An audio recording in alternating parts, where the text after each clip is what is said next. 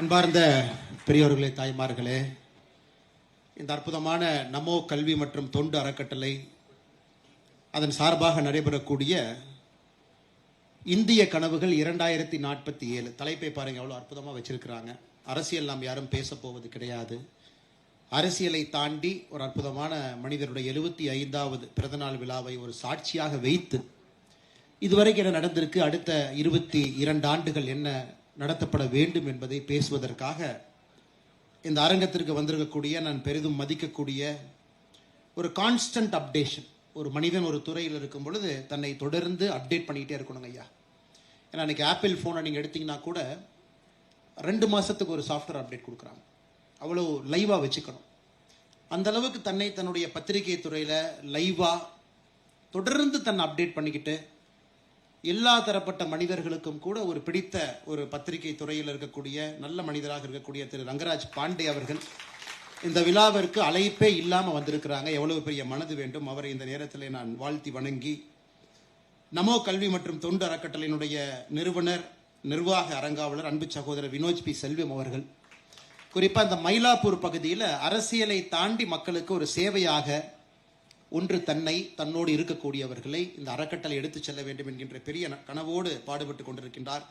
அவருக்கும் அவருடைய நமோ கல்வி மற்றும் தொண்டு அறக்கட்டளை நிறுவனத்திற்கும் என்னுடைய வாழ்த்துக்களை, வணக்கங்களை தெரிவித்துக் கொண்டு, மேடையில் இருக்கக்கூடிய வணிகர் மற்றும் கலாச்சார மேம்பாட்டு மன்றத்தினுடைய நிறுவனர், நிர்வாக அரங்காளராக இருக்கக்கூடிய அருமை சகோதரர் சஞ்சீவி அவர்களுக்கு என்னுடைய வாழ்த்துக்களை தெரிவித்து, நமோ கல்வி மற்றும் தொண்டு அறக்கட்டளையினுடைய அரங்காவலர் அருமை சகோதரர் யுவராஜ் அவர்களுக்கு என்னுடைய வாழ்த்துக்களை தெரிவித்து, வணிகம் மற்றும் கலாச்சார மேம்பாட்டு மன்றத்தினுடைய அரங்காவலர் சரவணன் அவர்களுக்கு என்னுடைய வாழ்த்துக்களை தெரிவித்து, இங்கே வந்திருக்கக்கூடிய எல்லா அன்பு சொந்தங்களுக்கும் பத்திரிகை நண்பர்களுக்கும் என்னுடைய இந்த அற்புதமான நாள், இந்த மாலை நேரத்தினுடைய வணக்கத்தை தெரிவித்துக் கொள்கின்றேன். அன்பு சொந்தங்களே, பத்திரிகை நண்பர்களும் கூட பெரும் அளவில் வந்திருக்கிறாங்க. இன்னைக்கு நம்முடைய பாரத பிரதமர் நரேந்திர மோடி அவருடைய பிறந்தநாள் விழாவை நாம் கொண்டாடி கொண்டிருக்கின்றோம், 75வது ஆண்டு. ஆனால் நம்முடைய பிரதமர் எங்கே இருக்கிறாருன்னு பார்த்தீங்கன்னா மத்திய பிரதேசத்தில் இருக்கிறாங்க, தார் என்கின்ற பகுதியில் இருக்கிறாங்க. அவர் தன்னுடைய பணியை செய்து கொண்டிருக்கின்றார், மக்களுக்கு செய்ய வேண்டிய பணி. மத்திய பிரதேசத்தில் இன்னைக்கு ஒரு மித்ரா ஆடை பூங்கா அதனுடைய திறப்பு விழா, குறிப்பாக பெண்களை மையப்படுத்தி ஒரு புரட்சிகரமான அவர்களுக்கு சுகாதாரத்தை மையப்படுத்தி ஒரு புதிய திட்டத்தை இன்னைக்கு அறிவிச்சிருக்கிறாங்க. அவருடைய பணி எப்பொழுதும் போல் செய்து கொண்டிருக்கின்றார்கள். அவருக்கு எதுவும் இந்த நாளில் எந்த மாற்றமும் கிடையாது. மற்ற அரசியல் தலைவர்களை போல இன்னைக்கு எந்த அரசியல் தலைவராக இருந்தாலும் சாயங்காலம் இன்னைக்கு ஒரு பெரிய மேடை இருந்திருக்கும், எல்லா கூட்டணி கட்சி தலைவர்களை அழைத்திருப்பார்கள். அதில் அந்த பிறந்த நாள் யாருக்கு இருக்கோ அந்த தலைவரும் மையத்தில் இருப்பாங்க. ரங்கராஜ் பாண்டே அண்ணனை போன நல்ல மனிதர்களும் அதில் இருப்பாங்க, அரசியல் தலைவர்கள் இருப்பாங்க, எல்லாரும் புகழ்ந்து பேசுவாங்க, தவறு கிடையாது. அதுதான் இந்தியன் பொலிட்டிக்கல் பேட்டர்ன். எல்லாரும் அந்த ஒரு நாள் வாழ்த்தி அவருக்கு மரியாதை செலுத்தி அவரும் அதை ஏற்றுக்கொண்டு அதை நாம் எல்லாம் சேர்ந்து பாராட்டுவோம். ஆனால் இந்த பேட்டர்ன் எல்லாம் உடைச்சு அரசியல்ல தன்னுடைய பிறந்த நாளாக இருந்தாலும் எந்த நாளாக இருந்தாலும் அது சேவை நாளாக இருக்க வேண்டும் என்று அவர் நடந்துக்கிறத பார்த்து பாரதிய ஜனதா கட்சி நம்முடைய பிரதமர் அவர்களே இன்னைக்கு சேவை பண்ணும் பொழுது நாம் பிரதமரை ஒரு தனிப்பட்ட மனிதனாக கொண்டாடக்கூடாது என்பதற்காக நம்முடைய தேசிய தலைவர் அவர்கள் ஒரு முடிவெடுத்து கடந்த பல வருடங்களாக இது சேவா பக்குவாடா, சேவை வாரமாக 17 செப்டம்பர் நம்முடைய பிரதமருடைய பிறந்த நாள் ஆரம்பித்து 2 அக்டோபர் மகாத்மா காந்தி அவருடைய பிறந்த நாள் வரை 15 நாட்களும் ஒரு கட்சியினுடைய தொண்டனும் நீங்க சேவையில மட்டும்தான் இருக்கணும். இப்ப தமிழ்நாடு போன்ற ஒரு மாநிலத்தில் நமக்கு தெரியும், இங்க இருக்கக்கூடிய அரசியல் எமோஷனல் பாலிடிக்ஸ் எல்லாம், நம்முடைய தொண்டர்கள் யாராச்சும் போய் ஒரு அரசு மருத்துவமனையில் அன்னைக்கு பிறக்கக்கூடிய அன்பு குழந்தைக்கு ஒரு மோதிரத்தை பரிசா போட்டா கூட டெல்லியிலிருந்து ஃபோன் பண்ணுவாங்க, பரிசு கொடுங்க, இந்த குழந்தைய வாழ்த்துங்க, ஆனால் தனிப்பட்ட முறையில் கொடுங்க. பிரதமருடைய பிறந்த நாளுக்காக அந்த குழந்தைக்கு நீங்க போய் மோதிரம் போடுறீங்க அப்படின்னா இன்னைக்கு மட்டும் நீங்க செய்றீங்கன்னு தான் அர்த்தம். தயவு செஞ்சு செய்யாதீங்க அப்படின்னு ஃபோன் பண்ணி அறிவுறுத்துவாங்க. ரொம்ப ஆச்சரியமான விஷயம். ஒரு அரசியல் கட்சி எப்படி தன்னுடைய தலைவனை பார்க்கிறது என்பதற்கு பாரதிய ஜனதா கட்சி ஒரு உதாரணம். எத்தனையோ முறை தொலைபேசியில் அழைப்பார்கள், டெல்லி அலுவலகத்திலிருந்து கூப்பிடுவாங்க, நீங்க போடுங்க, நாங்க வேண்டான்னு சொல்ல, அது எதுக்கு விளம்பரப்படுத்துறீங்க, அது எதுக்கு அந்த குழந்தைக்கு, அந்த பெண் குழந்தைக்கு, ஆண் குழந்தைக்கு நான் போட்டேன், போடுறது நல்ல விஷயம், அப்ப டெய்லி போடுவீங்களா, இன்னைக்கு மட்டும் போட்டுட்டு அந்த குழந்தைய மறக்கிறீங்க. உன்னை நம்முடைய கட்சிக்கு அறிவுறுத்தணும். ஓகே, அதற்கு பதிலாக செல்வ மகள் சேமிப்பு திட்டத்தை எடுங்க, அந்த குழந்தைக்கு பிறந்த நாள் அன்னைக்கு நீங்க ஒரு அக்கௌண்ட் ஆரம்பிங்க, வருஷம் பிறந்த நாள் அன்னைக்கு அக்கௌண்ட் போடுங்க. ஸோ ஒரு தலைவன் தன்னுடைய பிறந்த நாள் விழாவில் தன்னை மட்டுமல்ல தன்னுடைய கட்சி எப்படி இருக்க வேண்டும் என்று நினைப்பது, கட்சியில் இருக்கக்கூடிய தொண்டர்கள் எப்படி நடந்து கொள்ள வேண்டும் என்று நினைப்பது, அதன் மூலமாக சமுதாயத்திற்கு நாம் என்ன ஒரு செய்தி சொல்லுகின்றோம், இதெல்லாம் பெரிய விஷயம். எதற்காக இன்னைக்கு நான் மேடையில் சொல்றேன்னாங்க, இது பத்திரிகை நண்பர்கள் மூலமாக தமிழக மக்களுக்கு தெரிய வேண்டும். நாத்த தலைவர்களை கொண்டாடுவது போல ஒரு ஆள் உயரத்துக்கு ஒரு கட் அவுட் வச்சு பெரிய மாலை போட்டு பால் அபிஷேகம் செய்து 2 ஆட்டை வெட்டி ரத்தத்தை மேல ஊத்தி இந்த மாதிரி எங்க தலைவரை நாம் கொண்டாடுகின்றோம். ரோட்ல மக்கள் எல்லாம் மறிச்சு பட்டாசு எதுவும் வெடிக்காம அமைதியான முறையில தொண்டர்கள் எல்லோரும் செய்து கொண்டிருக்கின்றார்கள். இன்னைக்கு பாரதிய ஜனதா கட்சியினுடைய ரத்த தான முகாம் இட்ஸ் அ வேர்ல்டு ரெக்கார்ட். இன்னைக்கு நம்ம கொடுத்திருக்கக்கூடிய யூனிட்ஸ் ஆஃப் பிளட் 2023 அது வேர்ல்டு ரெக்கார்ட். 2024 செப்டம்பர் 17 2023 நம்ம பீட் பண்ணி 24ல வேர்ல்டு ரெக்கார்ட். இன்னைக்கு 25 இன்னைக்கு வந்திருக்கக்கூடிய தகவல் என்ன முழுமையா வரல, அதனால தான் டேட்டா சொல்லிங்க. 2024 முழுவதும் பாரதிய ஜனதா கட்சி நடத்தி இருக்கக்கூடிய 2024 முழுவதும் பாரதிய ஜனதா கட்சி நடத்தி இருக்கக்கூடிய ரத்த தான முகாம்ல எவ்வளவு யூனிட் கலெக்ட் பண்ணமோ இன்னைக்கு ஒரு நாள் அந்த ரெக்கார்டை பீட் பண்றோம். அதுவும் ஒரு உலக ரெக்கார்ட். தொண்டர்கள் சத்தமே இல்லாம அவங்க பாட்டுக்கு அங்கங்க வேலை செய்து கொண்டிருக்கின்றார்கள். இந்த நேரத்தில் சகோதரர் வினோஜ் பி செல்வம் அவர்கள் இல்ல நம்ம பேசணும், ஒரு கருத்தரங்கம், இனிமையான மாலை பொழுதுல எல்லோரும் அமர்ந்து ஒரு நல்ல மனிதரை பற்றி அவரை பற்றி சில விஷயங்கள் எடுத்து சொல்லுவோம். அதன் மூலமாக யாரோ ஒரு இளைஞனுக்கு எங்கேயோ ஒரு மாற்றம் இருக்கும், ஒரு சின்ன குழந்தைக்கு ஒரு மாற்றம் இருக்கும், பெற்றோருக்கு ஒரு மாற்றம் இருக்கும், வாக்கு செலுத்துவர்களுக்கும் கூட இதுக்கு தான் நம்ம ஓட்டு போடுறோமா அப்படிங்கிற ஒரு முழு புரிதலை கொடுக்க வேண்டும் என்பதற்காக இந்த நிகழ்வை ஏற்பாடு செய்திருக்கின்றார்கள். அதற்கு மறுபடியும் அண்ணன் ரங்கராஜ் பாண்டே அவர்கள் எவ்வளவு முக்கியத்துவம் வாய்ந்த ஒரு நிகழ்வுக்கு வந்திருக்கிறாங்க. அதாவது ஒரு அரசியல் கட்சி மேடை கிடையாது, ஆனா இருப்பவங்க அரசியல் கட்சியில் இருக்கலாம், பிடித்த கட்சியில் இருக்கலாம், ஆனா ஒரு மனிதருக்காக இந்த விழாவை நடத்த வேண்டும் என்று வந்திருக்கக்கூடிய எல்லோருக்கும் மறுபடியும் என்னுடைய வணக்கத்தை தெரிவித்துக் கொள்கின்றேன். இன்னைக்கு நான் பிரதமரை பத்தி நிறைய பேசிட்டேங்க ஐயா. நான் பேசாத விஷயங்கள் இல்லை. ஒரு கட்சி தொண்டனா பிரதமர் எவ்வளவு டாய்லெட் கட்டியிருக்காங்கன்னு ஆரம்பிச்சு, எத்தனை பேருக்கு கரண்ட் கொடுத்திருக்காங்க ஆரம்பிச்சு எல்லா விஷயம் பேசிட்டோம். அதனால் இன்று காலையிலிருந்து என்னுடைய யோசனை என்ன பேசலாம், புதுசா ஏதாச்சும் பேசலாம், ஒரு வித்தியாசமான பார்வையில நம்முடைய பிரதமரை கொண்டு போய் மக்கள் முன்னாடி நிறுத்தணும். நம்முடைய மக்களுக்கு பிரதமருடைய முழு ஆற்றலை நம்மால் முடிந்த அளவுக்கு ஒரு தனிப்பட்ட மனிதனாக கட்சியினுடைய தொண்டனாக புரிய வைப்பதற்கு முயற்சி எடுக்கணும் அப்படிங்கிறது என்னுடைய யோசனை. இன்னைக்கு நான் ஒரு 20ஆம் நூற்றாண்டு 21ஆம் நூற்றாண்டுல கான்சிக்வெண்ட் லீடர்ஸ், அதாவது ஒரு தலைவனால ஒரு தலைமுறை மாறி இருக்கு, கான்சிக்வெண்ட். ஒரு தலைவனால ஒரு நாடு மாறி இருக்கு, ஒரு தலைவனால ஒரு யுகம் மாறி இருக்கு அப்படின்னு சொல்லக்கூடிய தலைவர்களை மட்டும் தேர்ந்தெடுத்து உங்கள் முன்னால் வைக்க வேண்டும். அதுல நரேந்திர மோடி அவர்கள் எங்க இருக்கிறாங்க அப்படின்னு ஒரு தனிப்பட்ட மனிதனாக என்னுடைய பார்வையை உங்கள் முன்னால் வைக்க வேண்டும் என்பது என்னுடைய ஆசை. இன்னைக்கு நம்முடைய தாத்தா காலத்துல, அப்பா காலத்துல, நம்ம காலத்துல உலகம் முழுவதும் கடந்த 2 நூற்றாண்டுகளாக இருக்கக்கூடிய தலைவர்களை படம் பிடித்து பார்க்கும் பொழுது கண் முன்னால் சில தலைவர்கள் இருக்கிறாங்க, பெரிய தலைவர்கள், அற்புதமான தலைவர்கள். சைனால இந்த பக்கம் இருந்து அப்படி ஆரம்பிச்சு வந்தீங்கன்னா மா ஜிடோங் 1949 சைனா கம்யூனிஸ்ட் சைனாவாக மாறிய பொழுது வந்த முதல் தலைவர். 20 ஆண்டுகள் அந்த கம்யூனிஸ்ட் கட்சியினுடைய தலைவராக சைனாவுடைய தலையெழுத்தை மாற்றிய ஒரு தலைவர் மா ஜிடோங் இருக்காங்க. 80 காலகட்டத்தில் வந்து டென் ஜியோபாங், இன்னைக்கு இருக்கக்கூடிய சைனா, அந்த சைனாவை உருவாக்குவதற்கு வேர் போட்ட ஒரு மனிதர். 2 பேர் இருக்கிறாங்க. நாம் இன்னைக்கு எடுத்து பிரதமர் மோடி அவங்க பக்கத்துல வச்சு கம்பேர் பண்ணி பேசலாம். சிங்கப்பூர்ல லீ குவாங் யூ என்கின்ற அற்புதமான மனிதர் 1959 பிரதமரா வந்து 90 வரைக்கும் 31 ஆண்டுகள் ஒரு அரசியல் கட்சியினுடைய தலைவர், ஒரு நாட்டினுடைய பிரதமராக 31 ஆண்டுகள் லீ குவாங் யூ. அதன் பிறகு பிரதமர் ஆனதுக்கு அப்புறம் ஒரு வீட்டுக்கு போலீங்க, பிரதமர் ஆயிடுச்சு, 1990 வயசாயிருச்சு, கிளம்புங்க. 90க்கு பிறகு மறுபடியும் அமைச்சர். என்ன சொன்னார், இல்லை எனக்கு பிரதமர் ஆயிடுச்சு, வயசாயிருச்சு, ஆனா நிறைய இளைஞர்கள் அமைச்சராக இருக்கும்போது நான் கைட் பண்ணும் இல்லையா அப்படிங்கறதுக்காக சீனியர் மினிஸ்டர், அதன் பிறகு மென்டார் மினிஸ்டர். அவர் இறக்கும் வரை 2011 வரை லீ குவாங் யூ ஒரு பக்கம். இன்னைக்கு அமெரிக்காவை பத்தி நம்ம பேசுறோம். அமெரிக்காவுடைய தலைமுறையை முழுமையாக மாற்றிய எஃப்டி ரூஸ்வெல்ட் 1932 அமெரிக்காவுடைய அதிபராக வந்து பதவியில் இறக்கும் வரை 1945 வரை எஃப்டிஆர் இருந்தார். இன்னைக்கு இந்த தலைவர்களை மையப்படுத்தி வின்ஸ்டன் சர்ச்சில் 1939 இருந்து 1945 எலெக்ஷன்ல ஒரு தோத்த வரைக்கும், நமக்கு சுதந்திரம் கிடைத்து எலெக்ஷன் அவங்க தோத்தாங்க. இந்த தலைவர்களுக்கு மத்தியில் நம்முடைய பாரத பிரதமர் நரேந்திர மோடி அவர்கள் எதற்காக யுக புருஷன் என்பதை சொல்வதற்காக நான் முயற்சி செய்கின்றேன். இன்னைக்கு அமெரிக்கால போய் கேட்டீங்கன்னா அவங்க டெமோக்ரஸியில என்ன பொலிட்டிக்கல் பார்ட்டினா they call themselves as the 6th political பார்ட்டின்னு ஒரு வார்த்தையை பயன்படுத்துவாங்க. அப்ப நமக்கு ஆச்சரியம், எங்க அமெரிக்கால 6 பொலிட்டிக்கல் பார்ட்டி இல்லையே, 2 தான் இருக்கு அப்படின்னு. டெமோக்ராட் இருக்காங்க, ரிபப்ளிகன் இருக்காங்க. அப்ப எதுக்காக 6 பொலிட்டிக்கல் பார்ட்டின்னு சொல்றாங்கன்னா, ஒரு ஜனநாயகத்துல அரசியல் கட்சிகளுடைய முகம் மாறிக்கிட்டே இருக்கும்.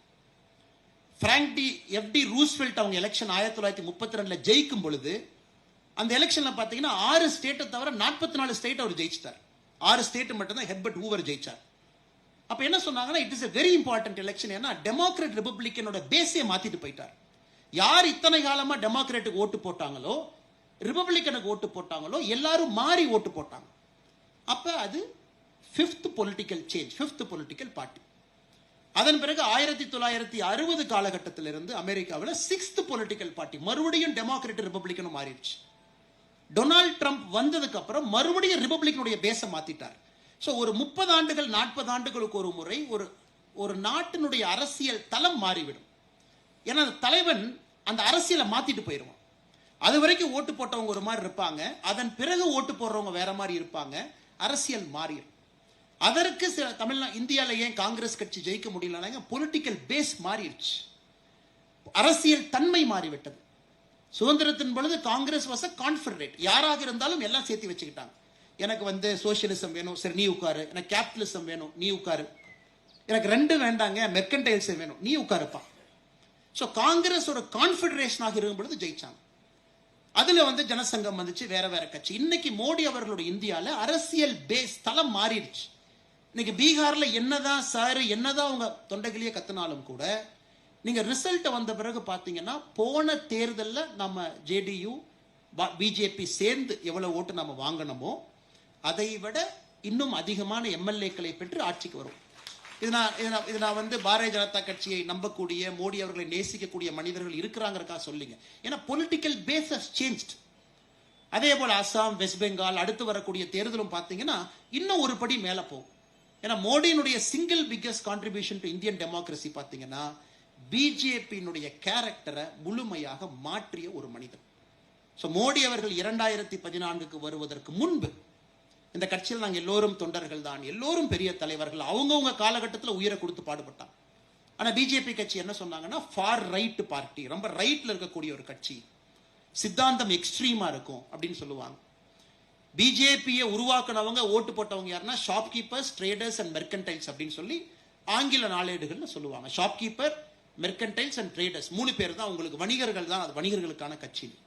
ஆனா இன்னைக்கு பாரதிய ஜனதா கட்சி அண்ணன் ரங்கராஜ் பாண்டே அவர்கள் உட்கார்ந்து உண்மையாலுமே ஒரு PhD தீசிஸ் பண்ணி இந்த கட்சி என்னன்னு பார்த்தா அவரு சொல்லுவாரு, சில நேரத்தில் பார்த்தா அது லெஃப்ட் பார்ட்டி மாதிரி இருக்கேன், சில நேரத்தில் பார்த்தா அது ரைட் பார்ட்டி மாதிரி இருக்கேன், சில நேரத்தில் பார்த்தா அது ஒரு சென்ட்ரிஸ்ட் பார்ட்டி மாதிரி இருக்கேன். இன்னைக்கு பாரதிய ஜனதா கட்சி பார்த்தீங்கன்னா ஐடியாலஜிக்கல் ஃப்ரேம் ஒர்க்ல 3 பக்கமும் இருக்குது. 50 கோடி பேருக்கு வங்கி கணக்கா? உலகத்துல லெஃப்ட் தான் இந்த மாதிரி யோசிப்பாங்க. எப்படி நரேந்திர மோடி யோசிச்சார்? 80 கோடி பேருக்கு மாசம் உணவு வீட்டுக்கு போதா? இது லெஃப்ட்ல இருக்கவங்க தானே யோசிப்பாங்க. எப்படி நரேந்திர மோடி அவங்க யோசிச்சாங்க? 18,000 சட்டங்கள், லூப்போல் சிஸ்டம் அத்தனை ரிமூவ் பண்ணிட்டாரா? ரைட்டு தானே யோசிப்பாங்க. எப்படி நரேந்திர மோடி அவங்க யோசிச்சாங்க? ஒரு ஸ்ட்ராங் கண்ட்ரின்னு யார் யோசிப்பா? லெஃப்டா ரைட்டா? நரேந்திர மோடி யோசிச்சிருக்காங்களே. ஆத்ம நிர்பார் பாரத், அதாவது பொருளாதாரம் என்பது உள்நாட்டை மையப்படுத்தி கொண்டு போகணும், இது லெப்டிஸ்டும் யோசிக்கிற மாதிரி இருக்கே, மோடி அவங்க யோசிச்சிருக்காங்களே.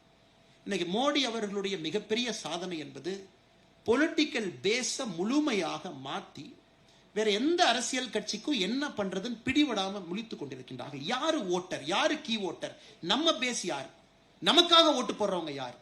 சோ மோடி அவர்களை பொறுத்தவரை கம்ப்ளீட்டா அதை மாத்திட்டார். இது அவருடைய முதல் சாதனை. இந்த பட்டியலில் நீங்க பாத்தீங்கன்னா உலக அரங்கில் சில தலைவர்கள் மட்டும்தான் அந்த பொலிட்டிக்கல் ஃபீல்டை மாத்தணும். என்னை பொறுத்தவரை லீ குவாங் யூ சிங்கப்பூர்ல கம்யூனிஸ்டாக இருந்த சிங்கப்பூர் கோட்டையில பீப்புள் ஆக்ஷன்ஸ் பார்ட்டி PAP-ஆக வந்து இன்னைக்கு சிங்கிள் பார்ட்டியா சிங்கப்பூர்ல இருக்க ஒரே கட்சி, அவங்க மட்டும்தான் ஆட்சி. ஆனா ஜனநாயகம், எல்லா கட்சி வருவாங்க, ஆனா யாரும் டெபாசிட் வாங்க மாட்டாங்க. 0.5%, 1%, 1.2%. யாருமே சிங்கப்பூரை நம்ம டிக்டேட்டர்னு சொல்ல மாட்டாங்க. தப்பு அவங்க மேல இல்ல. அந்த லீ குவாங் யூ அவர்கள் இறந்த பிறகு அவருடைய ஆட்சி காலத்திலிருந்து எல்லா கட்சிகளும் காணாம போய் 40 வருஷத்துல ஒரே கட்சியாக சிங்கப்பூர்ல PAP நிக்குது.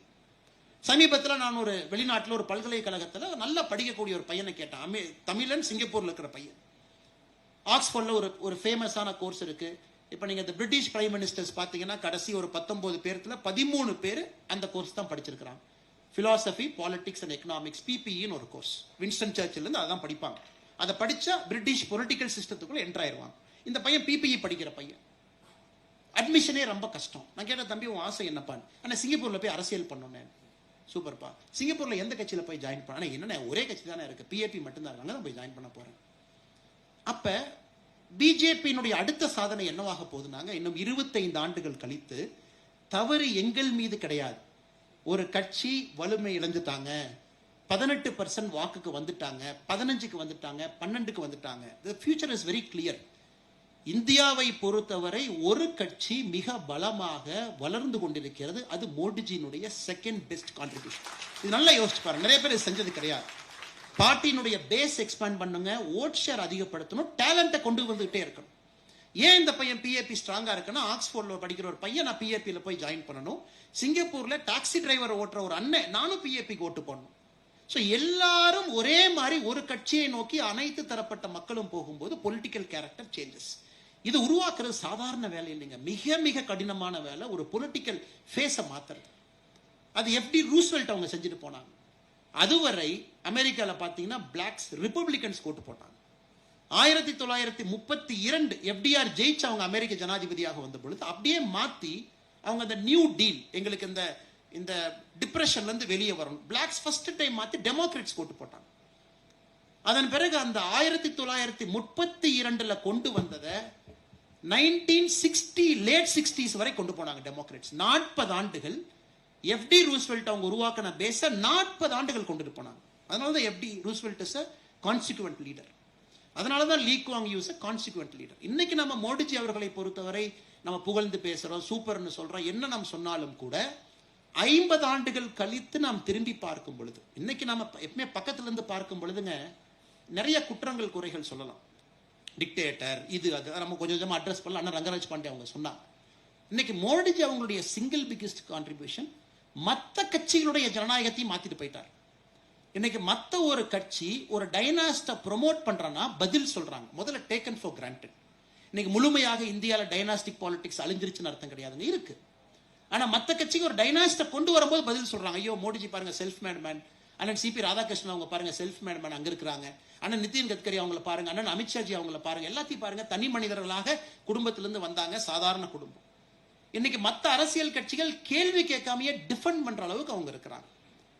இது மோடிஜி அவருடைய தேர்ட் பிகெஸ்ட் கான்ட்ரிபியூஷன். காரணம், அரசியல் பிஜேபியில சுத்தப்படுத்தினது கிடையாதுங்க, மற்ற கட்சிகளையும் சுத்தப்படுத்த ஆரம்பித்திருக்கின்றார்கள். அவங்களும் சொல்றாங்க இல்ல இல்ல அப்படி இல்ல, நாங்க கில்ட்டி கிடையாது, பட் இதனாலதான் நாங்க வச்சிருக்கோம் அப்படின்னு. ஸோ இதனால இவர் ஒரு கான்சிக்வெண்டான தலைவர். இன்னைக்கு நம்ம எல்லாருமே சொல்றோங்க, அதாவது நம்ம வினோத் செல்வம் அவங்க பேசும்போது ஒரு விஷயத்தை ஆரம்பிச்சாங்க, கோவிட் அண்டர் பிரஷர். இந்தியாவில் ஒரு மேனுஃபேக்சரிங் ஈகோ சிஸ்டம் இருக்குதுங்க. ஆனால் ஹை குவாலிட்டி ஜெனரிக் ட்ரக் இல்லாம, அதாவது இந்தியாவை பொறுத்தவரை ஹைதராபாத் வந்து ஃபார்மா கேபிட்டல்னு சொல்லுவாங்க. அதாவது உலகத்தில் இருக்கக்கூடிய ஒரு மருந்து நிறுவனம் தன்னுடைய பேட்டன்ட் எக்ஸ்பயர் ஆகிறதுக்கு நம்ம காத்துக்கிட்டே இருப்போம்.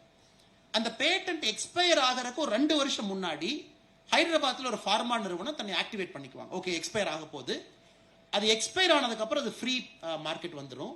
நாம ஒரு கால்பால் பேராசிட்டமால நாம ஜெனரிக்கா செய்யலாமா? அதுதான் இந்தியாவோட ஸ்ட்ரென்த்துங்க. Strong manufacturing ecosystem. எந்த மருந்தை நம்மளால செய்ய முடியும், ஆனா ஜெனரிக் மருந்து நம்மளால புதுசா ஒன்ன செய்ய முடியாது. நல்லா புரிஞ்சுக்கணுங்க, புதிதாக ஒரு மருந்தை நம்ம செய்யறதுக்கான சிஸ்டமே இல்லை. இன்னைக்கு நம்ம போட்டிருக்கக்கூடிய கோவிஷீல்டு, கோவேக்சின் நம்ம 2 போட்டிருக்கோம், பெரும்பாலும் மேட் இன் இந்தியாவில். அந்த கோவிஷீல்டு மருந்து நான் கொஞ்சம் நேரம் எடுத்து எதுக்கு சொல்றேன்னாங்க, அது அஸ்ட்ராஜெனகா அப்படிங்கிற நிறுவனம் கொலாபரேஷன்ல செய்யறாங்க. அது பூனேல சீரம் இன்ஸ்டிடியூட் அதை வாங்குறாங்க, அவங்க மாஸ் மேனுஃபேக்சர் பண்றாங்க, அவங்க வேர்ல்டுக்கு பண்றாங்க. இது ஒரு மாடல். கோவேக்சின் ஹைதராபாத்தில் இருக்கக்கூடிய ஒரு இந்திய நிறுவனம், அவங்களே அந்த ஸ்ட்ராண்டை கண்டுபிடிக்கிறாங்க. டே 0ல இருந்து உலகத்துல சிந்திச்சு உருவாக்கின ஒரு வைரஸ், அதுவும் நம்ம கிட்ட இருக்கு. சோ நீங்க கோவேக்சின் கோவிஷீல்டு ரெண்டுமே very different methods of excellence. ஒன்னு வந்து மாசா நாங்க அடிக்கிறோம் பாருங்க, அதையும் முடிச்சு காமிச்சார். எனக்கு ஒரு மருந்து, அந்த ஒரு மருந்தை உங்ககிட்டயும் மேனுஃபேக்சரிங் எபிலிட்டி சைனால இருக்கு, எல்லாத்திட்டும் இருக்கு. ஆனா மில்லியன் டோசஸ் அடிச்சுட்டே இருப்பேன், இந்தியாலையும் கொடுப்பேன், உலக நாடுகளுக்கு கொடுப்பேன். அது ஒரு சிஸ்டம். அந்த இந்தியாவை நீங்க பாத்துக்கங்க. ஜெனரிக் வேக்சின் இல்லாம நாங்களே made in India original vaccine எங்க லேப்ல தயாரிப்போம், கோவேக்சின் செஞ்சிருக்கோம், அதையும் பார்த்துக்கங்க. இதுல ஆச்சரியம் என்னன்னாங்க, நீங்க ஆக்ஸ்போர்டு போனீங்கன்னா, நீங்க ஆக்ஸ்போர்ட் பல்கலைக்கழகத்துடைய வேக்சின் தான் கோவிஷீல்டு, அவங்க தான் அதோட உருவாக்குனது. நான் சமீபத்தில் அங்க படிக்க போயிருந்த பொழுது இந்த இடத்துக்கு போய் லேப்ல பார்த்தேன், என்ன பண்றேன், ஆக்ஸ்போர்டு வேக்சின் குரூப்னு வச்சிருக்காங்க. இன்னைக்கு உலகத்தினுடைய நான் போகும்பொழுது கடந்த ஆண்டு 23 நோய்களுக்கு வேக்சின் அங்க செஞ்சுக்கிட்டு இருக்காங்க. ஆப்பிரிக்கால இருக்கக்கூடிய சில நோய், அந்த நோயெல்லாம் நான் கேள்விப்பட்டது கூட கிடையாதுங்க. ஜாம்பியால மட்டும்தான் அந்த நோய் இருக்கு. ஆனா அடுத்த 10 வருஷத்துல அது பேண்டமிக்கா மாறி உலகம் முழுவதும் வரும். இப்பவே நாங்க மருந்து கண்டுபிடிக்கிறோம். அந்த மாதிரி அவங்க கண்டுபிடிச்சுக்கிட்டு இருந்த ஒரு மருந்து தான் கோவிஷீல்டு. அந்த மருந்து பாதியில இன்னொன்னுக்காக செஞ்சுட்டு இருக்காங்க.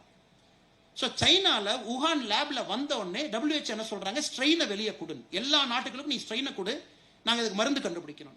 ஸோ WHO ஸ்ட்ரெயினை வாங்கி உலகத்தில் இருக்கிற எல்லாருக்கும் கொடுக்குறாங்க, ஃப்ரீ ஸ்ட்ரெயின். இங்க பாருங்க, சைஃபர் நீங்க பாருங்க, பிக்சர் இருக்கீங்க பாருங்க, அஸ்ட்ராஜெனகா பாருங்க, பாருங்க அந்த ஸ்ட்ரெயினுக்கு உங்களால கண்டுபிடிக்க முடியுமான்னு பாருங்க.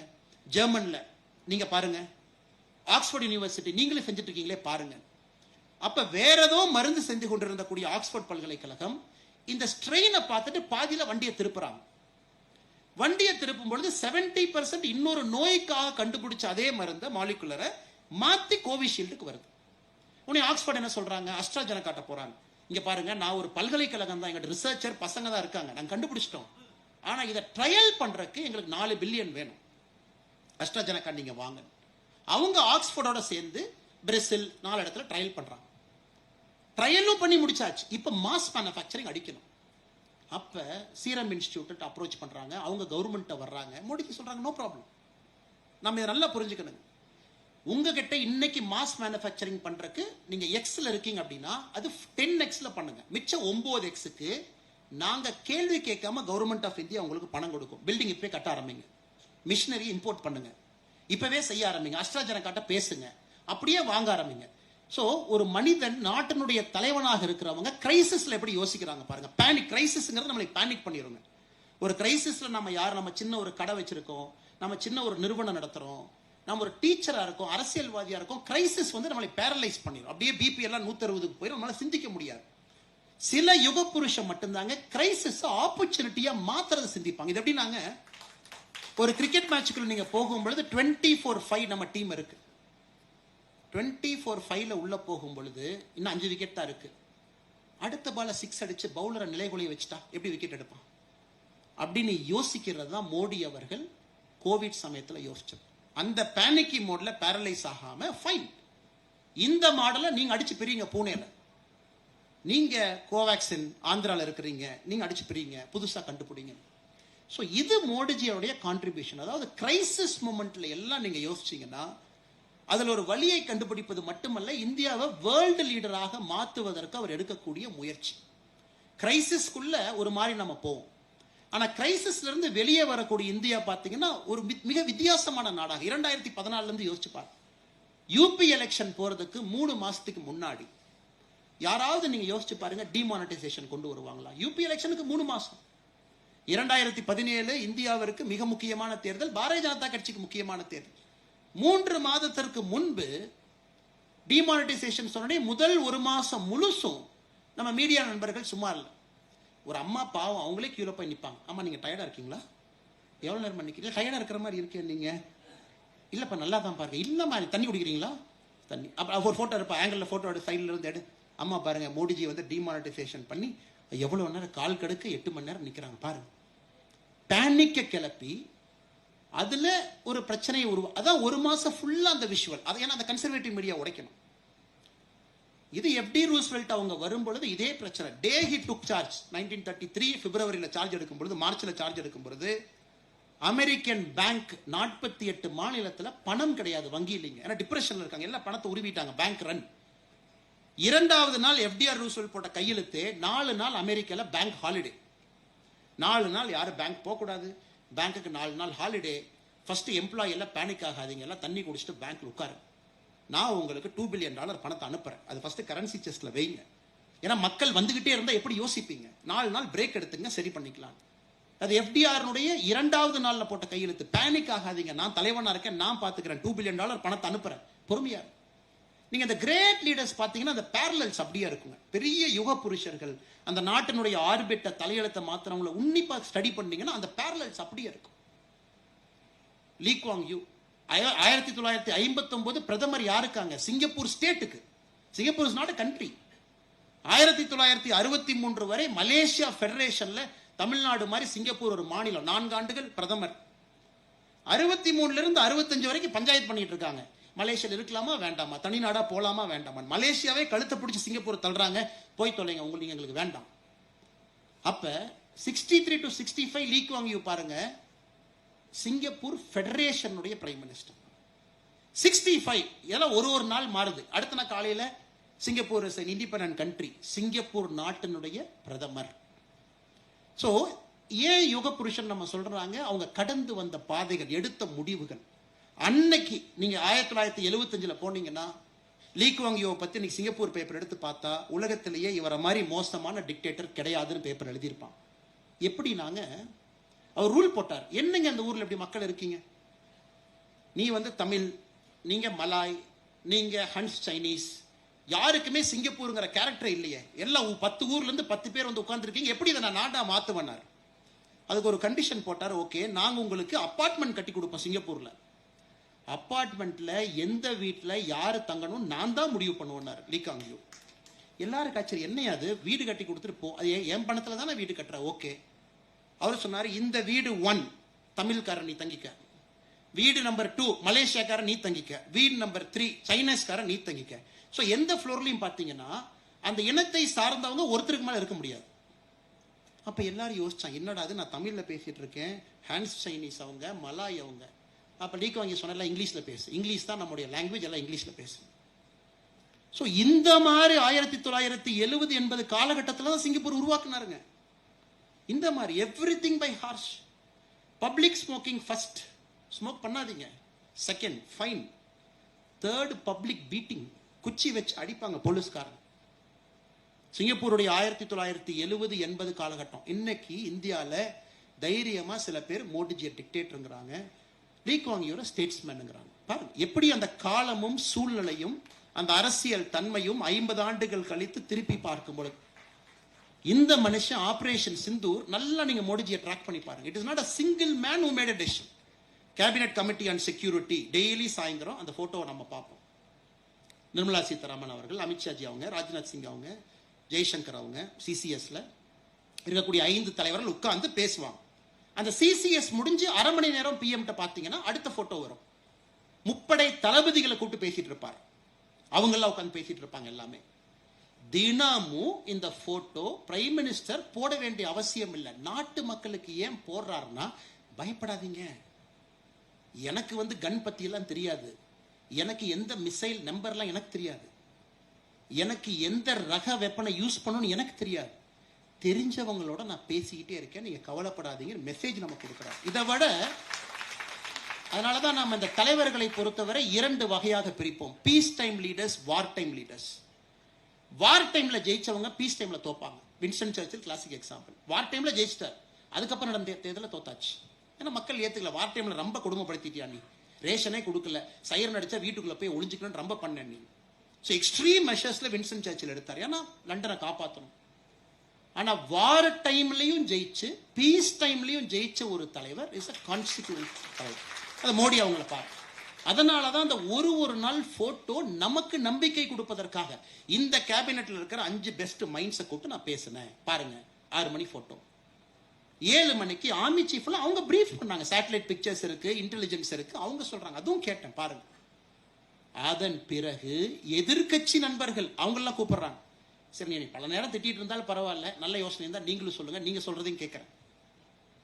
இது சரித்திரம் இதை பதிவு செய்யும் பொழுது சரித்திரத்தினுடைய பக்கத்துல ஆபரேஷன் சிந்தூர் ஜெயிச்சோம் அப்படிங்கிறது ஒரு லைனா இருந்தாலும் கூட மோடி அவர்கள் எப்படி இந்த நாட்டை நடத்தினார் என்பது 4 லைனா இருக்கும். எல்லா அப்போசிஷன் லீடர் யாரா இருந்தாலும் சொல்லுங்க, எதா இருந்தாலும் கதை சொல்லுங்க, கேட்கிறோம். அதுக்கு அமித்ஷாஜி உட்கார்ந்து இருப்பார், அப்போசிஷன் லீடர் மீட்டிங் 4 முறை 5 முறை, நீங்க எல்லாம் சொல்லுங்க, எல்லாரும் கேட்கிறோம். உங்கள்கிட்ட ஒரு நல்ல சொல்யூஷன் இருக்கா, கேட்கிறோம். ஸோ வார் டைம்ல எப்படி நாம நடந்துகிட்டோம். இதே பாகிஸ்தானுடைய பார்லிமெண்ட்ல பாத்தீங்கன்னா பயங்கர காமெடியா இருக்கும். ஏன்னா அந்த நாட்டினுடைய டிஃபென்ஸ் மினிஸ்டர் போய் ஒரு இன்டர்வியூல ஒரே ஒரு இன்டர்வியூக்கு தான் டிஃபென்ஸ் மினிஸ்டர் அனுப்புறாங்க. ஒரே ஒரு இன்டர்வியூக்கு அந்த மனுஷன் போறாரு, ஸ்கை நியூஸ் போறாரு. ஃபர்ஸ்ட் கேள்வி கேட்கறாங்க ஆங்கர் இங்கிலீஷ்ல. ஆபரேஷன் சிந்தூர் அவங்க ஒரு பேர் வச்சுக்கிட்டாங்க, என்ன அப்படின்னு. அது இந்த அமெரிக்காக்காரனை தான் சொல்லணும். எங்க ஊர்ல எங்க நாட்டை சும்மா இருந்த நாட்டை கிளப்பி விட்டு எங்களை டெரரிஸ்ட் ஸ்டேட்டா அமெரிக்கா தானே மாத்தினா, நாங்க தானே டெரர் பண்றதுக்கு அவன் தானே சொல்லி கொடுத்தான், எதோ பேசிட்டார். அவன் இங்கிலீஷ்ல கேட்டு இவங்க பேசி பாகிஸ்தான் பார்லிமெண்ட்ல, யோ உன்னை யாரையா பேச சொன்னாரு, ராணுவ ரகசியத்தில் எதுக்கு போய் இங்கிலாந்துல பேசிட்டு வந்த நீ? நம்ம டெரர் ஸ்டேட்டு, நம்ம டெரர் ஆர்ம் பண்றோம், டெரர் ஃபேக்டரி நடத்துறோம், இதெல்லாம் ஓப்பனாவா சொல்லுவாங்க அப்படின்னு. அதுக்கு பாகிஸ்தான் பார்லிமெண்ட் நடக்கக்கூடிய டிபேட்டை சைட் பை சைட் பார்த்தீங்கன்னா அந்த ஊர்ல டிபேட் இதான் நடக்குது. இந்த ஆளுக்கு இங்கிலீஷே தெரியல டிஃபென்ஸ் மினிஸ்டருக்கு, அவன் ஸ்கை ஸ்போர்ட்ஸ்ல போய் இவ்வளவா வளருவான். நம்ம எத்தனை பேர்த்த வச்சிருக்கோம்? நம்ம டெரரிஸ்ட் அடுத்தோடனே பாகிஸ்தான் போடுற போட்டோ என்ன, நம்ம போடுற போட்டோ நம்முடைய 2 வீர மங்கையர்கள் அவங்க டெய்லி பிரீஃப் பண்றாங்க. ரங்கராஜ் பாண்டே அவங்க சொன்னது போல மதம் முக்கியம் இல்லைங்க, இருந்தும் அது முக்கியம். ஏன்னா we are giving a message. ஏன்னா உள்நாட்டுக்குள்ள கலவரம் வந்துடக்கூடாது, நல்லா புரிஞ்சுக்கணும். உள்நாட்டுக்குள்ள நம்ம பயங்கர ஜிங்கோயிஸ்ட் மோட்ல இருக்கும். இல்ல நம்ம பாகிஸ்தானை பிரிச்சிருவோம், இஸ்லாமிய நேஷன் அவங்க சாத்திருவோம். இங்க 2 பேர் ஒரு வெடியை கொளுத்தி ஒரு மசூதி பக்கத்துல போட்டா அது மத கலவரம். ஏன்னா எல்லாரும் ஒரே மனநிலைன்னு சொல்ல முடியாதுங்க. யாராவது ஒருவர் அந்த எமோஷனல் ஸ்டேட்ல தப்பு பண்ணுவாங்க. அதையும் யோசிச்சு ஒரு பிரஸ் பிரீஃபிங் வச்சு இந்த நாட்டில் எல்லோரும் அமைதியா இருப்பதுதான் இன்னைக்கு முக்கியம். ஒரு ஸ்ட்ராங் மெசேஜ் எத்தனை பேர் செய்வாங்க யோசிச்சு பாரு. எந்த அளவுக்கு டீப்பா ஒரு நாட்டினுடைய தலைவர் யோசிக்கிறாங்க பாரு. அதனாலதான் ரங்கராஜ் பாண்டே அவர்கள் சொல்லும்போது we are blessed to have Modi ji in crucial moments. முக்கியமான நேரத்தில் மோடி போட ஒரு தலைவர் வேலை செய்தது நாம் செய்த தவம். அதை நம்ம கண்டிப்பா ஏத்துக்கணுங்க. அத பாகிஸ்தான் பார்த்தா அவன் போட்டோ என்ன போடுறான்? டெரரிஸ்ட் இறந்த பிறகு ஆர்மிக்கார யூனிஃபார்ம்ல போய் சல்யூட் அடிச்சிட்டு இருக்கான் அந்த சவப்பெட்டிக்கு. ஏன் ஆல்ரெடி நீ டெரர் ஃபேக்டரி நடத்துறேன்னு தெரியும். இன்னைக்கு ஜெய்சி முகமது டெப்டி கமாண்டர் ஒருத்தர் கொடுத்திருக்காரு. இந்தியா மிசைல் எப்படிங்க அடிச்சாங்க? துல்லியம் அடிச்சான் சார். நம்ம ஜெய்சி முகமது தலைவன் முகமது அவர் பேரு மசூத் அசார், அவருடைய அக்கா பாடியை 2 வெட்டிட்டானுங்க சார். அப்படியே மிசைல் அடிச்சு அடியில பாடி 2 போயிடுச்சு. இன்னைக்கான கமெண்ட்ரி கொடுத்துருக்கான்டே வர்ணனை, கிராஃபிக் வர்ணனை கொடுத்துட்டு இருக்கான். அவ்வளவு அக்யூரேட்டா அடிச்சாங்க சார். சும்மா அடிக்கல சார். அவன் நம்ம விடலாமா சார்? இதெல்லாம் சொல்லிட்டு கடைசியில் ஜெய்சி முகமது என்ன சொல்லுவாங்கன்னா அந்த நாட்டை நம்ம விடலாமா சார்? இது நடந்து கொண்டிருக்கு. நாம கொடுத்த மெசேஜிங் பாருங்க, ஒரு கிளாரிட்டி, கம்யூனிகேஷன். நாட்டு மக்களுக்கு டெய்லி நம்ம சொல்ற விதம். ஒரு பொய் செய்தி போடுறாங்க, உடனே நாம அதை எப்படி டேக்கிள் பண்றோம். ஒரு வார் டைம் லீடர், ஒரு வார் டைம்ல ஒரு தலைவனாக மோடிஜி எப்படி வழி நடத்தினாங்க அதையும் நாம் புரிந்து கொள்ள வேண்டும். இன்னைக்கு நம்ம எல்லாம் சொல்றோம் மோடிஜி எல்லா நாட்டுக்கு போனாங்க, விருது வாங்கினாங்க, வந்தாங்க, நமக்கு பெருமை, ட்விட்டர்ல போடுறோம், நமக்கு சந்தோஷம். ஓ நம்ம தலைவனுக்கு இவ்வளவு விருது கொடுக்குறாங்களா, அது இந்தியாவுக்கு கொடுத்த விருது மாதிரி. யாருக்காவது வாய்ப்பு இருக்கும் பொழுது நீங்க அபுதாபி போகும் பொழுது குழந்தைகளோடு நீங்க ஃபியூச்சர்ல போகும் பொழுது அபுதாபியில் ஹிந்து கோயில் ஒன்று கட்டியிருக்காங்க. BAPS அமைப்பு, குஜராத்தை சார்ந்த ஒரு அமைப்பு, சாமிநாராயணன் செக்ட் அவங்க. அந்த கோவிலுக்கு நீங்க போகணும். கோவிலுக்கு போறீங்க அப்படிங்கிறத விட அந்த கோவில் எப்படி கட்டப்பட்டது என்பதை நீங்க உணரும். இந்த ஐக்கிய அரபு எமிரேட்ஸ் UAE பொறுத்தவரை இந்த 7 எமிரேட்ஸ் எமிரகங்கள் ஒன்னா இருக்கிறாங்க. ஒரு ஐடியல் ஒர்க்ஷிப் அங்க ஸ்டேட் கிரைம். அதாவது ஒரு சிலையை கொண்டு போய் நான் ஒரு பொது இடத்துல வழிபட்டேன் அப்படின்னா you will be arrested and given the strictest punishment. ஏன்னா ஐடியல் ஒர்க்ஷிப் அவங்க எதிரி. எஸ், அந்த நாட்டுடைய சட்டம், அவங்க மதம், அவங்க நடத்துறாங்க, நம்ம ஒபே பண்ணணும். யாருமே ஐடியில கொண்டு போனீங்கன்னா ஏர்போர்ட்டை தாண்டில நீங்க கொண்டு போக முடியாது துபாயில இருந்து. அந்த நாட்டுல ஒரு கோவில் கட்டுறாங்க. அது குறிப்பா அபுதாபியை பொறுத்தவரை வெரி ஸ்ட்ரிக்ட் இஸ்லாமிக்லா இருக்கக்கூடிய நாடு. சமீபத்தில் அந்த கோவிலுக்கு சென்றிருந்த பொழுது அங்க இருந்த சுவாமி பிரம்ம விகாரி தாஸ் அந்த கோயிலை பார்த்துக்கிற சாமிகிட்ட சொன்ன, சாமி எப்படி சாமி இங்க வந்து கோயில் கட்டினீங்க? 2 பேர் தாங்க காரணம், மேல கடவுள், இன்னொன்னு மோடி அப்படின்னாரு. எப்படி சாமி மோடி காரணம்? அவங்களுடைய செட்டில் ஒரு பெரிய சுவாமி, பிரமுக் சுவாமி, 1997 அபுதாபி போறாங்க, ஷார்ஜா மண்ணுல போறாங்க, எல்லாம் தூக்கிட்டு போறாங்க. போகும்போதே சொல்றாங்க இறக்கி விடுங்கப்பான்னு. அந்த சாமி அப்பயே ரொம்ப வயதான ஒரு சாமி, பெரிய சாமி, கீழே இறக்கி விடுறாங்க. அந்த மண்ணை கையில் எடுத்துட்டு அப்படி கண்ணில் வச்சு சொல்றாரு, இந்த இடத்துக்கு ஒரு கோயில் வந்துரும்பா ஒரு நாள். சுத்தி இருக்கவங்க சொல்றாங்க, என்ன சாமி பேசுறீங்க? இது ஒரு இஸ்லாமிக் நாடு, கடுமையான ஷரியாலா இருக்கக்கூடிய ஒரு நாடு, சிலையே உள்ள கொண்டு வர முடியாது. எப்படி நமக்கு ஒரு மனுஷன் வருவான், எல்லாம் பொறுமையா இருங்க, அவன் கோயில் கட்டுவான். 97 சொன்னதை அந்த கோயிலுக்குள்ள போனீங்கன்னா வீடியோ போட்டு காட்டுவாங்க. ஏதோ நம்ம போனதுக்காக ஒரு ஸ்டோரியை கிரியேட் பண்ணி சொல்லிட்டாங்க. அந்த சுவாமி சொன்னது ஒரு டிவோட்டி வீடியோ எடுத்து அந்த எக்ஸ்பீரியன்ஸ் சென்டருக்கு போகும்போது அந்த வீடியோ நீங்க பாப்பீங்க. ஒரு மனுஷன் வருவான், பொறுமையா இருங்க, he will build it. அதன் பிறகு நரேந்திர மோடி அவர்கள் வர்றாங்க, இந்தியாவுடைய தலைவராக, பிரதமராக நட்பை உருவாக்குறாங்க ஷேக் சயீத் அவங்களோட, அங்க இருக்கக்கூடிய அதிபரோட. அப்ப இந்த BAPS போய் நைஸா போய் அந்த ராஜாட்ட போய் கொடுக்குறாங்க. ராஜா, எங்களுக்கு தெரியும் நீங்க இஸ்லாமிய நாடுன்னு எங்களுக்கு தெரியும், எதையுமே அனுமதிக்க மாட்டீங்கன்னு தெரியும். எங்களுடைய அன்பான வேண்டுகோள், இந்த ஊர்ல 10 பேர் இருக்காங்கன்னா 2.5 பேர் தான் உள்நாட்டுக்காரங்க இருக்கீங்க, 7.5 பேர் வெளிநாட்டுக்காரங்க இருக்காங்க. அது எங்க நாட்டில இருந்து 3.5 பேர் நாங்க இருக்கோம், 2.5 பேர் நீங்க இருக்கீங்க. அதுவும் பாருங்க, அந்த நாட்டில் இருக்கக்கூடிய எமிரேட்டியே மைனாரிட்டி. 10 எமிராட்டி இருக்காங்கன்னா 2.5, 10 மக்கள் இருக்காங்கன்னா 2.5 பேர் தான் எமிராட்டி. அதுல அந்த ராஜாவை நீங்க கன்வின்ஸ் பண்ணும். பாருங்க, ஒரு அப்ளிகேஷனை கொடுக்குறாங்க, ராஜா வாங்கிக்கிறாரு, வச்சுக்கிறாரு. சரி ரைட்டு, பார்ப்பாங்க, கண்டிப்பா யோசிக்கிறாங்க. மோடிஜி 2014 போறாங்க, ஃபர்ஸ்ட் விசிட் போறாங்க, ஃபர்ஸ்ட் டேர்ம்ல போறாங்க, முதல் வருஷம் போறாங்க. அப்ப இந்த சாமியெல்லாம் பார்க்கும் பொழுது மோடிஜி அந்த யுஏஇ எமிரேட்ஸ் அறிமுகப்படுத்துறார் ஷேக் ஜயீத் அவங்கள. மை பிரதர் மீட் ஹிம் அப்படிங்கிறார், என்னுடைய சகோதரன், அவரை பாருங்க. அப்ப இந்த சாமிக்கு லைட்டா ஒரு நம்பிக்கை வருது, சகோதரன் சொல்றாங்க, உண்மையாலுமே நடந்துட மாட்டிருக்கு. அதை நம்ம 97 பிரமுக் சாமி சொன்ன மனிதர் இவர் தான் இருக்கு. 2 ஆண்டுகள்ல 2017 வரைக்கும் அப்படியே கொண்டு போறாங்க. கோவிட் அப்ப நாம செய்யக்கூடிய வேலை எல்லாம் 2017 மறுபடியும் அப்ளிகேஷன் கொடுக்குறாங்க. இது ரொம்ப முக்கியங்க, அதுக்காக தான் நான் நேரம் எடுத்து சொல்றேன். கோவிட்ல அவங்க செய்யக்கூடிய வேலையை பார்த்து அந்த ஷேக் ஜயீத் அவர்களுக்கு, அந்த மன்னருக்கு ஆச்சரியம். நாமெல்லாம் சோசியல் டிஸ்டன்சிங்கிறோம், இவங்க சாப்பாடு எடுத்துட்டு வீதியில வந்து அவங்க ஊருக்காரங்கள்ல எமிரேட்ஸி நம்ம சகோதரர்களுக்கு சாப்பாடு கொடுக்குறாங்களே, நம்ம கிட்ட நிக்கிறாங்களே, மாஸ்க் இவ்வளவு ரிஸ்க் எடுக்கிறாங்களே அவங்கெல்லாம். அந்த பீரியடும் போது மோடிஜி அவர்களுக்கு நட்புணர்வை ஏற்படுத்திக்கிட்டே வர்றாங்க. இன்னைக்கு பாருங்க, மோடிஜி அவர்கள் இஸ்லாம் எதிரின்னு இங்க யாரோ ஒருத்தர் ஒரு லைன்ல சொல்லிட்டு போயிருவான், ஒரு லைன் சொல்லிட்டு போயிருவான். பட் ரங்கராஜ் பாண்டே அண்ணா இங்க இருக்க போறவங்க அவங்க 1/2 மணி நேரம் கத்தணும், இல்ல இஸ்லாம் எதிரி இல்லை. இது ஒரு சின்ன உதாரணம் இந்த ஸ்டோரி. 2021 ராஜாவே கூப்பிடுறாரு, மோடியை பார்த்தேன், உங்களை பார்த்தேன், உங்கள் வேலையை பார்த்தேன், கோயில் கட்டிக்கங்க. இருந்தும் இந்த சாமிக்கு ஒரு பயம், ஐயோ நம்ம கோயில் கோபுரமா இருக்குமே, அங்க கோபுரனாவே கோவிச்சுக்குவாங்களே, கோபுரம் கட்ட வேண்டாம். 2 டிசைனை போட்டு எடுத்துட்டு போறார் 2021. ஒரு டிசைன் வந்து கோவில் கோபுரங்கள் நம்ம கோபுரமா, இன்னொரு டிசைன் வந்து ஒரு பெரிய சிலிண்ட்ரிக்கல் பில்டிங்குள்ள கோவில், வெளியிருந்து பார்த்தா அது கோயில் மாதிரி இருக்காது. உடனே மோடிஜியும் ஷேக் ஜயீத் அவங்களும் இருக்கும் பொழுது அந்த 2 அப்ளிகேஷன் எடுத்துட்டு போய் கொடுக்குறாரு. மோடிஜி கூப்பிடுறாரு, வாங்க அப்படின்னு, பிரசிடென்ஷியல் பேலஸ்ல மோடிஜியினுடைய மறுபடியும் அரசு பயணத்துல.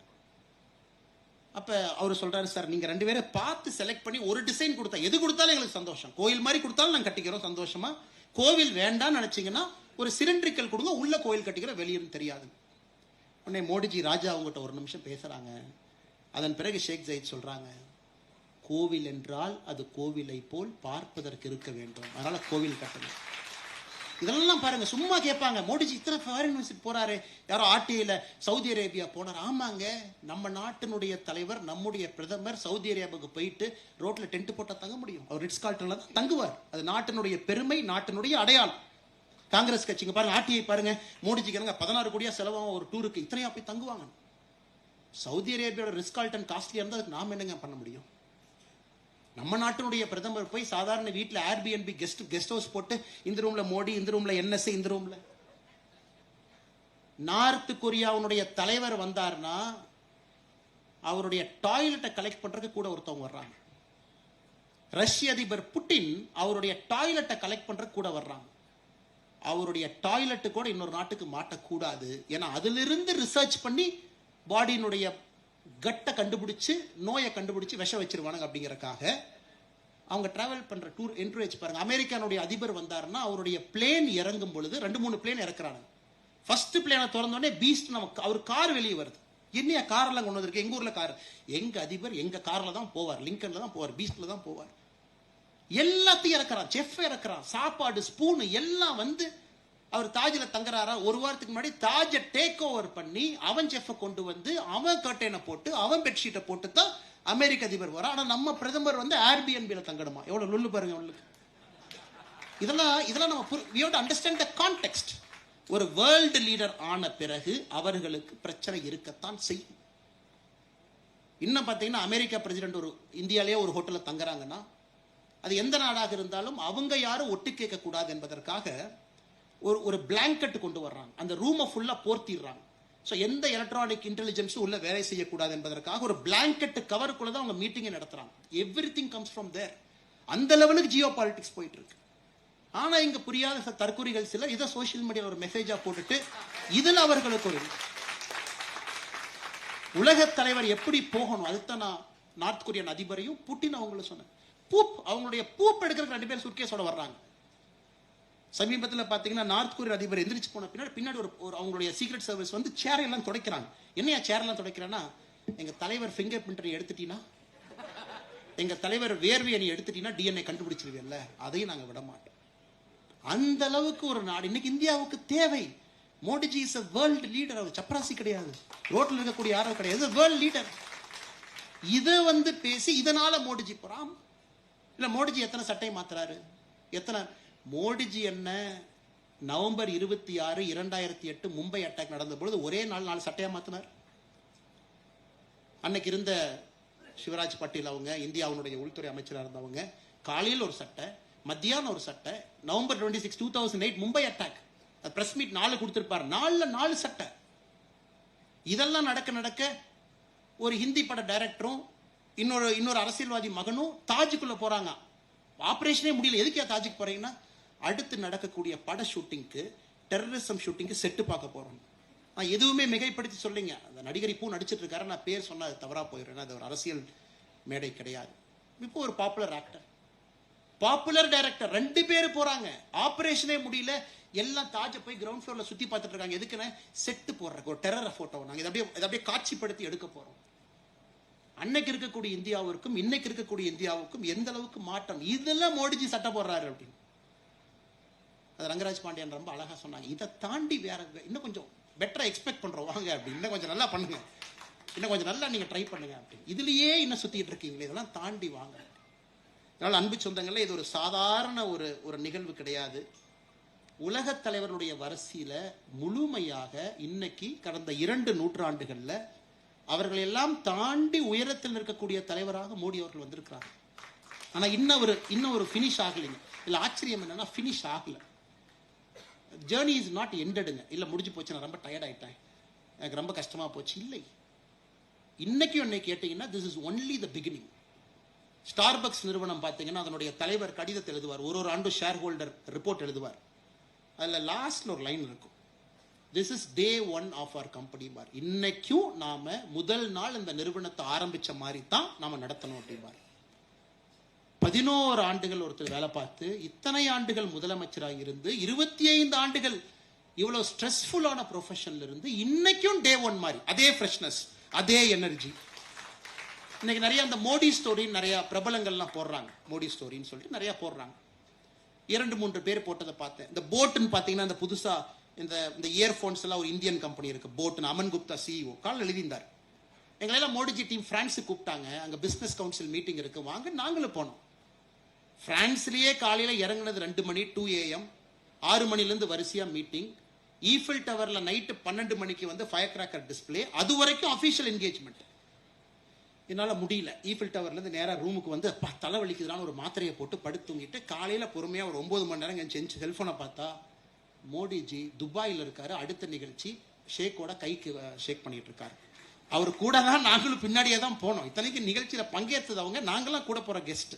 இன்னைக்கு இந்த மாதிரி ஒருத்தர் எழுதி இருக்கிறாங்க அவருடைய தனிப்பட்ட அனுபவம் மோடிஜிட்ட. மோடி ஸ்டோரி அப்படிங்கிறது. சின்ன மனிதர், பெரிய மனிதர், அவரோட அரசியல்ல பழகினவங்க, ஜனசங்கத்தில் இருந்தவங்க, பாரதிய ஜனதா கட்சியில பயணம் செய்பவர்கள், எமர்ஜென்சி காலகட்டத்தில் இருந்தவங்க, ஸ்போர்ட்ஸ் ஸ்டார் விஸ்வநாதன் ஆனந்த் அவங்க இன்னைக்கு எழுதியிருக்காங்க. மோடிஜிக்கு செஸ் பிடிக்கும், உங்களுக்கு தெரியும். he was the former chess federation president of Gujarat also, cricket association தலைவராக இருந்தார்.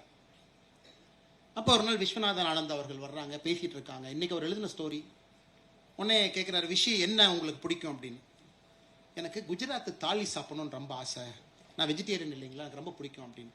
ஓகே போலாம் அப்படிங்கிறாரு. இல்லை உங்களுக்கு சிஎம் உங்களுக்கு வேலையெல்லாம் இருக்குமே. அதெல்லாம் ஒன்றும் பிரச்சனை இல்லை, வாங்க போய் 2 சாப்பிடுவோம்னு சொல்லிட்டு நேரா குஜராத் கவர்மெண்ட் கெஸ்ட் ஹவுஸ் கூட்டிட்டு போறார் விஸ்வநாதன் ஆனந்த். அங்க போவதற்கு முன்பாகவே ஸ்பெஷல் தாலி ரெடியா இருக்கு. இன்னைக்கு விஸ்வநாதன் ஆனந்த் அவங்க எழுதியிருக்கிறாங்க. இன்னைக்கு எனக்கு ஆச்சரியம், இந்த மனுஷன் எப்படியோ கண்டுபிடிச்சிட்டார். ஏன்னா 2-3 பேச்சு நான் கேட்டுக்கிட்டு இருந்தேன். மத்தியானம் லஞ்சுக்கு இன்னைக்கு ஸ்பெஷல் தாலி போகணும், மோடிஜி மீட்டிங் முடிச்சோடனே ஸ்பெஷல் தாலி போகணும். அதை கண்டுபிடிச்சு அதை செஞ்சு, அதிலும் இவர் ஆச்சரியமா எங்கூட வர்ற மாதிரி ஒரு ஆல்ரெடி பிளான் பண்ணிட்டார். ஆனால் எங்கூட வர்ற மாதிரி இவர் எங்கூட உட்காந்து சாப்பிட்டார். ஏன்னா இந்த நாட்டுக்காக பாடுபடக்கூடியவர்களுக்கு ஒரு கவர்மெண்ட் என்னங்க கொடுக்க முடியும்? அந்த ஒரு நிமிஷம் சந்தோஷம், அந்த மொமெண்ட் ஆஃப் ஹாப்பினஸ். இல்லாட்டி வேற நான் இவ்வளவு கஷ்டப்பட்டு வேர்வை சிந்தி அத்தனை கண்ட்ரிக்கு போனேன், விடிய விடிய நான் வேலை செஞ்சேன். One moment of happiness. ஒரு தலைவன் அவங்கள பார்க்கும்போது ஹேண்ட் ஷேக் பண்ணு. மோடிஜி கிட்ட பழகினவங்க தெரியும், பழகாதவர்கள் பழக போறீங்க, பார்க்க போறீங்க. அந்த ஒரு நிமிஷம், ஒரு செகண்ட் உங்களுக்கு கை கொடுத்தாலும் உங்களோடு மட்டும்தான் அவர் இருப்பார். வேற செகண்டரி டென்ஷன் தாட்டே அவர்கிட்ட கிடையாது. இது எல்லோரும் இன்னைக்கு எழுதினவங்க எல்லாமே எழுதுனாங்க. எனக்கு நான் ஒரு தனிப்பட்ட அனுபவத்தை பகிர்ந்திருந்தேன். ஐயா அவர்கள் மோடிஜி அவங்கள பார்க்கறதுக்கு 2 பேர் வந்திருந்தாங்க, வயதானவர்கள், அண்ணா யூனிவர்சிட்டியில். உடனே மோடிஜி அவங்க கிரீன் ரூமில் இருக்காங்க. நான் அதை எழுதினால அதை நான் டிஸ்க்ளோஸ் பண்ணுறேங்க. உடனே மோடிஜி அவங்க 2 அப்பாயின்மெண்ட்டை பார்த்துட்டாங்க. 3வது நெக்ஸ்ட் அப்பாயின்மெண்ட் என்னன்னு கேட்குறாங்க. சார் இந்த மாதிரி அவங்க இருக்காங்க, கொஞ்சம் வெளியே இருக்காங்க சார், வீல் சேரில் இருக்காங்க, கொஞ்சம் வீல் சேர் வர்றக்கு ஒரு 2 மினிட்ஸ் ஆகும். அப்படியா, எவ்வளோ தூரம் அப்படின்னாரு. சார் ஒரு 100-150 மீட்டர் சார். ஓகே நான் வர்றேன் அப்படின்னாரு. உடனே செக்யூரிட்டி அவங்களாம் வந்து என்னடா இவனு விரும்புறாங்கிறாரு, கம் சனிங்க நான் போகிறேன் வா அப்படின்னாரு. டக்குன்னு அவர் போனார்ல, பின்னாடியே ஓடுறோம். நேராக அங்கே போனார் வீல் சேரில். அடுத்த கெஸ்ட் அப்போ தான் செக்யூரிட்டி ரெடி பண்ணிட்டு இருக்காங்க, நீங்கள் மோடிஜியை பார்க்க போகணும் வாங்க அப்படின்னு. அவங்க சுதாரிப்பதற்கு முன்பு அவங்க கிட்ட போய் நேராக பொண்ணை காலத்துட்டு ஆசீர்வாதம் வாங்கினாங்க. ரொம்ப சந்தோஷங்க, நீ பார்க்க வந்திருக்கீங்க, என்ன பண்ணட்டும். ஃபோட்டோ எடுக்கணும்னு கேட்டாங்க சார். அவங்க சில ஒரு பெட்டிஷன் கொடுத்தாங்க, ஃபோட்டோ எடுக்கணும். ஃபோட்டோ எப்படி எடுப்பாங்க? ஒரு வீல் சேரில் உட்காந்துருக்காங்க, பின்னாடி வந்து நிற்பாங்க, ஃபோட்டோ எடுக்கலாம். அது நீங்கள் நல்லா பார்த்தீங்கன்னா பின்னாடி நிற்பார் ஒரு ஃபோட்டோ, அவங்கள மாதிரியே குமிவார் அவங்க ஹைட்டுக்கு, ஃபோட்டோ எடுங்க. இது ஒரு உலக தலைவன், யுகத்தினுடைய தலைவன், எவ்வளவு உயரத்துக்கு போனாலும் கூட அந்த மனிதங்கிட்ட இந்த ஹியூமிலிட்டி இருக்கு அப்படின்னா நம்ம சேஃபான ஒரு மனிதன் கையில் இருக்கும்னு நம்ம அர்த்தம். அந்த மனிதன் நம்மளை சேஃபா பார்த்துக்குவாரு, எந்த கஷ்டத்தையும் நம்ம கொடுக்க மாட்டான். கடைசியா ட்ரம்ப் அவங்க பத்தி, இன்னைக்கு ட்ரம்ப் அவங்க என்ன செய்யறாங்க அப்படிங்கிறது, யாராச்சும் அமெரிக்கா போனவங்க, அமெரிக்காவில் இருக்கிறவங்க பார்த்தீங்கன்னா ட்ரம்ப்பை பொறுத்தவரை அவர் நாட்டுக்காக செய்யறாரு. இன்னைக்கு அமெரிக்காவை பொறுத்தவரை ரிபப்ளிகன் ஓட்டு பேஸே மாறிடுச்சுங்க. White voters, angry voters, rust பெல்ட்ல இருக்காங்க யூஎஸ்ல, குறிப்பா ஈஸ்ட் கோஸ்ட் பக்கத்துல. மேனுஃபேக்சரிங் அந்த ஊர்ல கிடையாதுங்க, எல்லாம் வெளியே போயிடுச்சு. ஷூவா வியட்நாம், செருப்பா சைனா, டூத் பேஸ்டா சைனா, எதுவுமே அமெரிக்கால கிடையாது. மக்கள் கோவப்படுத்தி என்ன எனக்கு வேலையே இல்லை, டெமோக்ராட் கார் எப்படி பண்ணிட்டான், அதனால ட்ரம்ப் நீ வா, எல்லா வேலையும் உருவாக்கு. ட்ரம்ப் பொறுத்த வரைக்கும் அந்த வாக்காளர்களுக்கு அவர் கடமைப்பட்டிருக்கார். எப்பவுமே ஒரு அரசியல் தலைவரை நம்ம கடுமையான வார்த்தையில் நம்ம பயன்படுத்தக்கூடாது. காரணம் என்னன்னா அவங்க எல்லாமே சூழ்நிலை கைதிகள். இப்ப மோடிஜி அவங்க பார்த்தீங்கன்னா வார்த்தை எப்பவே விட்டுருக்கலாம். அது அவருடைய ட்ரம்போட ட்ரேட் அட்வைசர் பீட்டர் நவரோன்னு ஒருத்தர், அவர் பயன்படுத்தக்கூடிய வார்த்தைகள் பார்த்தீங்கன்னா யாராக இருந்தாலும் நம்ம அருவாள் எடுத்துட்டு போய் 2 வெட்டிட்டு வந்துடலான்னு தோணும். ஒரு ட்வீட்டை பார்த்தா, என்னையா இப்படி எழுதுறேன் எங்க நாட்டை பத்தி, ஏதோ நான் ஏதோ பிச்சைக்காரங்க மாதிரியே ட்வீட் எழுதுறேன். அது எவ்வளவு கூலா காமா அவரு புரிஞ்சுட்டார். ஓகே இது உங்க பேஸ், இது உங்க பிரச்சனை, ஃபைன், அதுல இருந்து நீங்க வர்றீங்க, இது ஏன் நாடு, இது என் பிரச்சனை, நான் இங்கிருந்து நான் வர்றேன். 2 பேரும் மீட் பண்ணி பேசுவோம். நீங்க எங்களைய பத்தி கடுமையான வார்த்தைகள் பயன்படுத்தினீங்க அப்படிங்கறதுக்காக நான் கடுமையான வார்த்தையை, it's a classic game in diplomacy. ஒரு டிப்ளமசில நேத்து மோடிஜி அவங்க போட்ட ட்வீட் பாருங்க, இவ்வளவு சண்டை போயிருச்சு, எதுவுமே மோடிஜி அவங்க பேசல. ட்ரம்ப் அவங்க 5 நாளைக்கு முன்னாடி ட்வீட் போடுறாரு, இந்தியாவோட எங்களுக்கு ட்ரேட் ஒப்பந்தம் முக்கியம். மோடிஜி திரும்ப ரீட்வீட் பண்ண உடனே, ஆமா ரொம்ப சந்தோஷம் என் அன்பு நண்பர் ட்ரம்ப் அவர்களே, எங்களுக்கும் இந்த ட்ரேடு முக்கியம் தான், செஞ்சிருவோம் அப்படின்னு. நேத்து ட்ரம்ப் அவர்களாகவே மோடிஜிக்கு தொலைபேசியில கூப்பிட்டு உங்களுடைய 75வது பிறந்த நாள் வாழ்த்து நான் சொல்ல வேண்டும் என்று ட்ரம்பே நேத்து கூப்பிடுறாரு. நான் ட்ரேடு பண்ணணும். இன்னைக்கு மோடிஜி சொல்றேன் நாங்களும் தயார், ட்ரேடு பண்ணுவோம் வாங்க அப்படின்னு. ஒரு ட்ரம்ப் அவ்வளவு ஈஸியா அசைச்சு பார்க்க முடியாதுங்க, அவ்வளவு ஈஸியா அசைச்சு பார்க்க முடியாது. சைனா தடுமாறிட்டு இருக்காங்க. இப்ப சைனாவுடைய பேச்சுவார்த்தைகள் பாத்தீங்கன்னா ஜெர்மனி, வேறு மத்திய நாட்டில் நடந்துகிட்டு இருக்கு ட்ரேடு பேச்சுவார்த்தை. அவ்வளவு ஈஸியா, ஏன்னா ட்ரம்போட சீட்டுக்கு அந்த பவருங்க. $32 trillion, இந்தியாவை விட 8 மடங்கு பொருளாதார வலிமை, 6 ஏர்கிராஃப்ட் கேரியர் எங்க வேணாலும் சுத்திக்கிட்டு இருக்கு, powerful military in the world. அவன் சிப்பை ஸ்டாப் பண்ணா அடுத்த நாள் காலையில் செல்போன் மேனுஃபேக்சர் பண்ண முடியாது. அவங்கிட்ட டெக்னாலஜி இருக்கு, வேர்ல்ட்ஸ் பெஸ்ட் கம்பெனி இருக்கு, ஏஐ இருக்கு, எல்லாம் வச்சிருக்கான். ஆனாலும் தன்மானத்தை விட்டு கொடுக்காம அமைதியாக மோடி பேசுறத பாருங்க. எல்லாம் சரண்டர். ஜப்பானுடைய பிரதமர் ரிசைன் பண்ணிட்டார் போன வரையும். நேர அக்ரிமெண்ட் ஜப்பான் போனும் ட்ரம்போட போடும். எப்படி அக்ரிமெண்ட் போட்டாங்க? ஜப்பானுடைய பழைய பிரதமர், ஒன்றும் பிரச்சனை வேண்டாம், நீங்கள் நானும் எல்லாம் ஓகே ரெடி பண்ணிக்கலாம், $800 பில்லியன் அமெரிக்காவில் இன்வெஸ்ட் பண்ணிடுறோம், கொஞ்சம் ட்ரேடை கொஞ்சம் பார்த்து பண்ணி கொடுங்க. இன்னைக்கு ஜப்பான்ல எப்படியா நீ போய் $800 பில்லியன் இன்வெஸ்ட் பண்ணணும் எப்படியா சொல்லலாம்? இல்ல பிரச்சனையே ரிசைன் பண்ணிட்டாரு, நீ விட்டுங்கப்பா, அடுத்த பிரதமர் ஒருத்த வான். இந்த ட்ரம்ப்னுடைய ட்ரேடு டாரிஃப்ல உலக அரசியலை மாறிட்டு இருக்கு. UK politics has changed. நிறைய அரசியல் மாறிடுச்சு, எந்தெந்த நாடுகள் மாறிடுச்சு. சைனா குளறுபடி எப்படி உங்களை டீல் பண்ணலாம்? Vietnam is in problem. பாகிஸ்தானை பொறுத்தவரைக்கும் இங்க என்னங்க இருக்கு? ஒண்ணுமே இல்லை. ரிலையன்ஸ் இண்டஸ்ட்ரீஸ்னுடைய லூஸ் சேஞ்ச் தான் பாகிஸ்தானுடைய எக்கானமி. Loose change. ரிலையன்ஸ் இண்டஸ்ட்ரியினுடைய லூஸ் சேஞ்ச். ரிலையன்ஸ் நிறுவனத்தை எடுத்துக்கங்க. உலகத்தினுடைய 86வது பெரிய பொருளாதார நிறுவனம். ஒரு குவார்ட்டருக்கு 20,000 கோடி ப்ராஃபிட் பண்றாங்க. வருஷத்துக்கு 2.5 லட்சம் கோடி ரெவென்யூ பண்றாங்க. இந்தியாவுடைய மொத்த பட்ஜெட்ல 4% அவங்க கொடுக்குற டாக்ஸ். பாகிஸ்தான் எக்கானமியை போய் கூகுள் பண்ணி பாருங்க. அது ரிலையன்ஸ் இண்டஸ்ட்ரியினுடைய லூஸ் சேஞ்ச். அது அவ்வளவுதான். ஸோ அவன் என்ன பண்றான், எப்பா நமக்கு என்ன வந்தாலும் லாபம், நம்மகிட்ட என்ன இருக்கு, ஒன்றும் இல்லை. நேராக அந்த ஃபீல்டு மார்ஷல் போறார் பாகிஸ்தானுடைய மிலிட்ரி. சார் என்ன சார் வேணும்? நோபல் பிரைஸ்க்கு நாங்க ரெக்கமெண்ட் பண்றோம். எதுக்கு பாகிஸ்தான் ரெக்கமெண்ட் பண்றாங்கன்னு அவங்களுக்கே தெரியல. நாங்க ரெக்கமெண்ட் பண்றோம். அடுத்து பாகிஸ்தானுடைய பிரைம் மினிஸ்டர் அவரு போறார். என்ன வேலை எடுத்துக்கங்க, பாகிஸ்தான்ல ஆயில் இருக்கிறத பாகிஸ்தான்காரனே நம்ப மாட்டான். இந்த இட்லிக்கு சட்னின்னு சொன்னா சட்னியை இட்லியை நம்பாது. ட்ரம்ப் சொல்றார் பாகிஸ்தான்ல அவ்வளவு ஆயில் இருக்கு. பாகிஸ்தான்காரனே முழிக்கிறான். இத்தனை ஆயில் இருந்தா நாங்க ஏன் பிச்சை எடுத்துட்டு இருக்கோம், எப்பவே முன்னேறி இருப்போமே. அந்த கட்டுக்கதையை பாகிஸ்தான்காரனே நம்புறான். ஓ ஆயில் இருக்க மாட்டதா இருக்கு, எங்கேயோ சொல்றானுங்க. அப்ப உன் நாட்டுல வந்து ட்ரில் போடுற வரைக்கும் உனக்கு தெரியாது, நீ ஒரு நாட்டை நடத்திட்டு இருக்க. நீங்க நல்லா உத்து பார்க்கணும். ஜியோ பாலிடிக்ஸ் ரொம்ப க்ளோஸ் ஆஃப். அதுல விட்டு கொடுக்காம கனடா போறாரு. கனடாக்கார் எத்தனை அந்த பிரசிடென்ட் நம்மளை அவமானப்படுத்தினார். எதுவுமே பண்ணலையே. உலக தலைவர் எப்படி மோடி அவங்க இருந்தாங்க, அவமானப்படுத்திக்க ஒன்றும் பிரச்சனை இல்லை. ஆனா அடுத்த எலெக்ஷன்ல தோத்து போயிருவீங்க, நாங்க எங்க பாட்டுக்கு தான் இருப்போம். அடுத்த எலெக்ஷன் தோத்து புது தலைவர் வந்தார். முதல்ல நட்பே இந்தியா தாயா, முதல்ல இந்தியாவுக்கு மஸ்ட் இந்தியாவுக்கு கூடிய பிரைம் மினிஸ்டர். அவங்களே சொன்னாங்க நாங்க எங்க அம்பாசிடர் மாத்திக்கிறோம், நீங்க நேம் சேக் ஏதோ பண்ணணும்ல.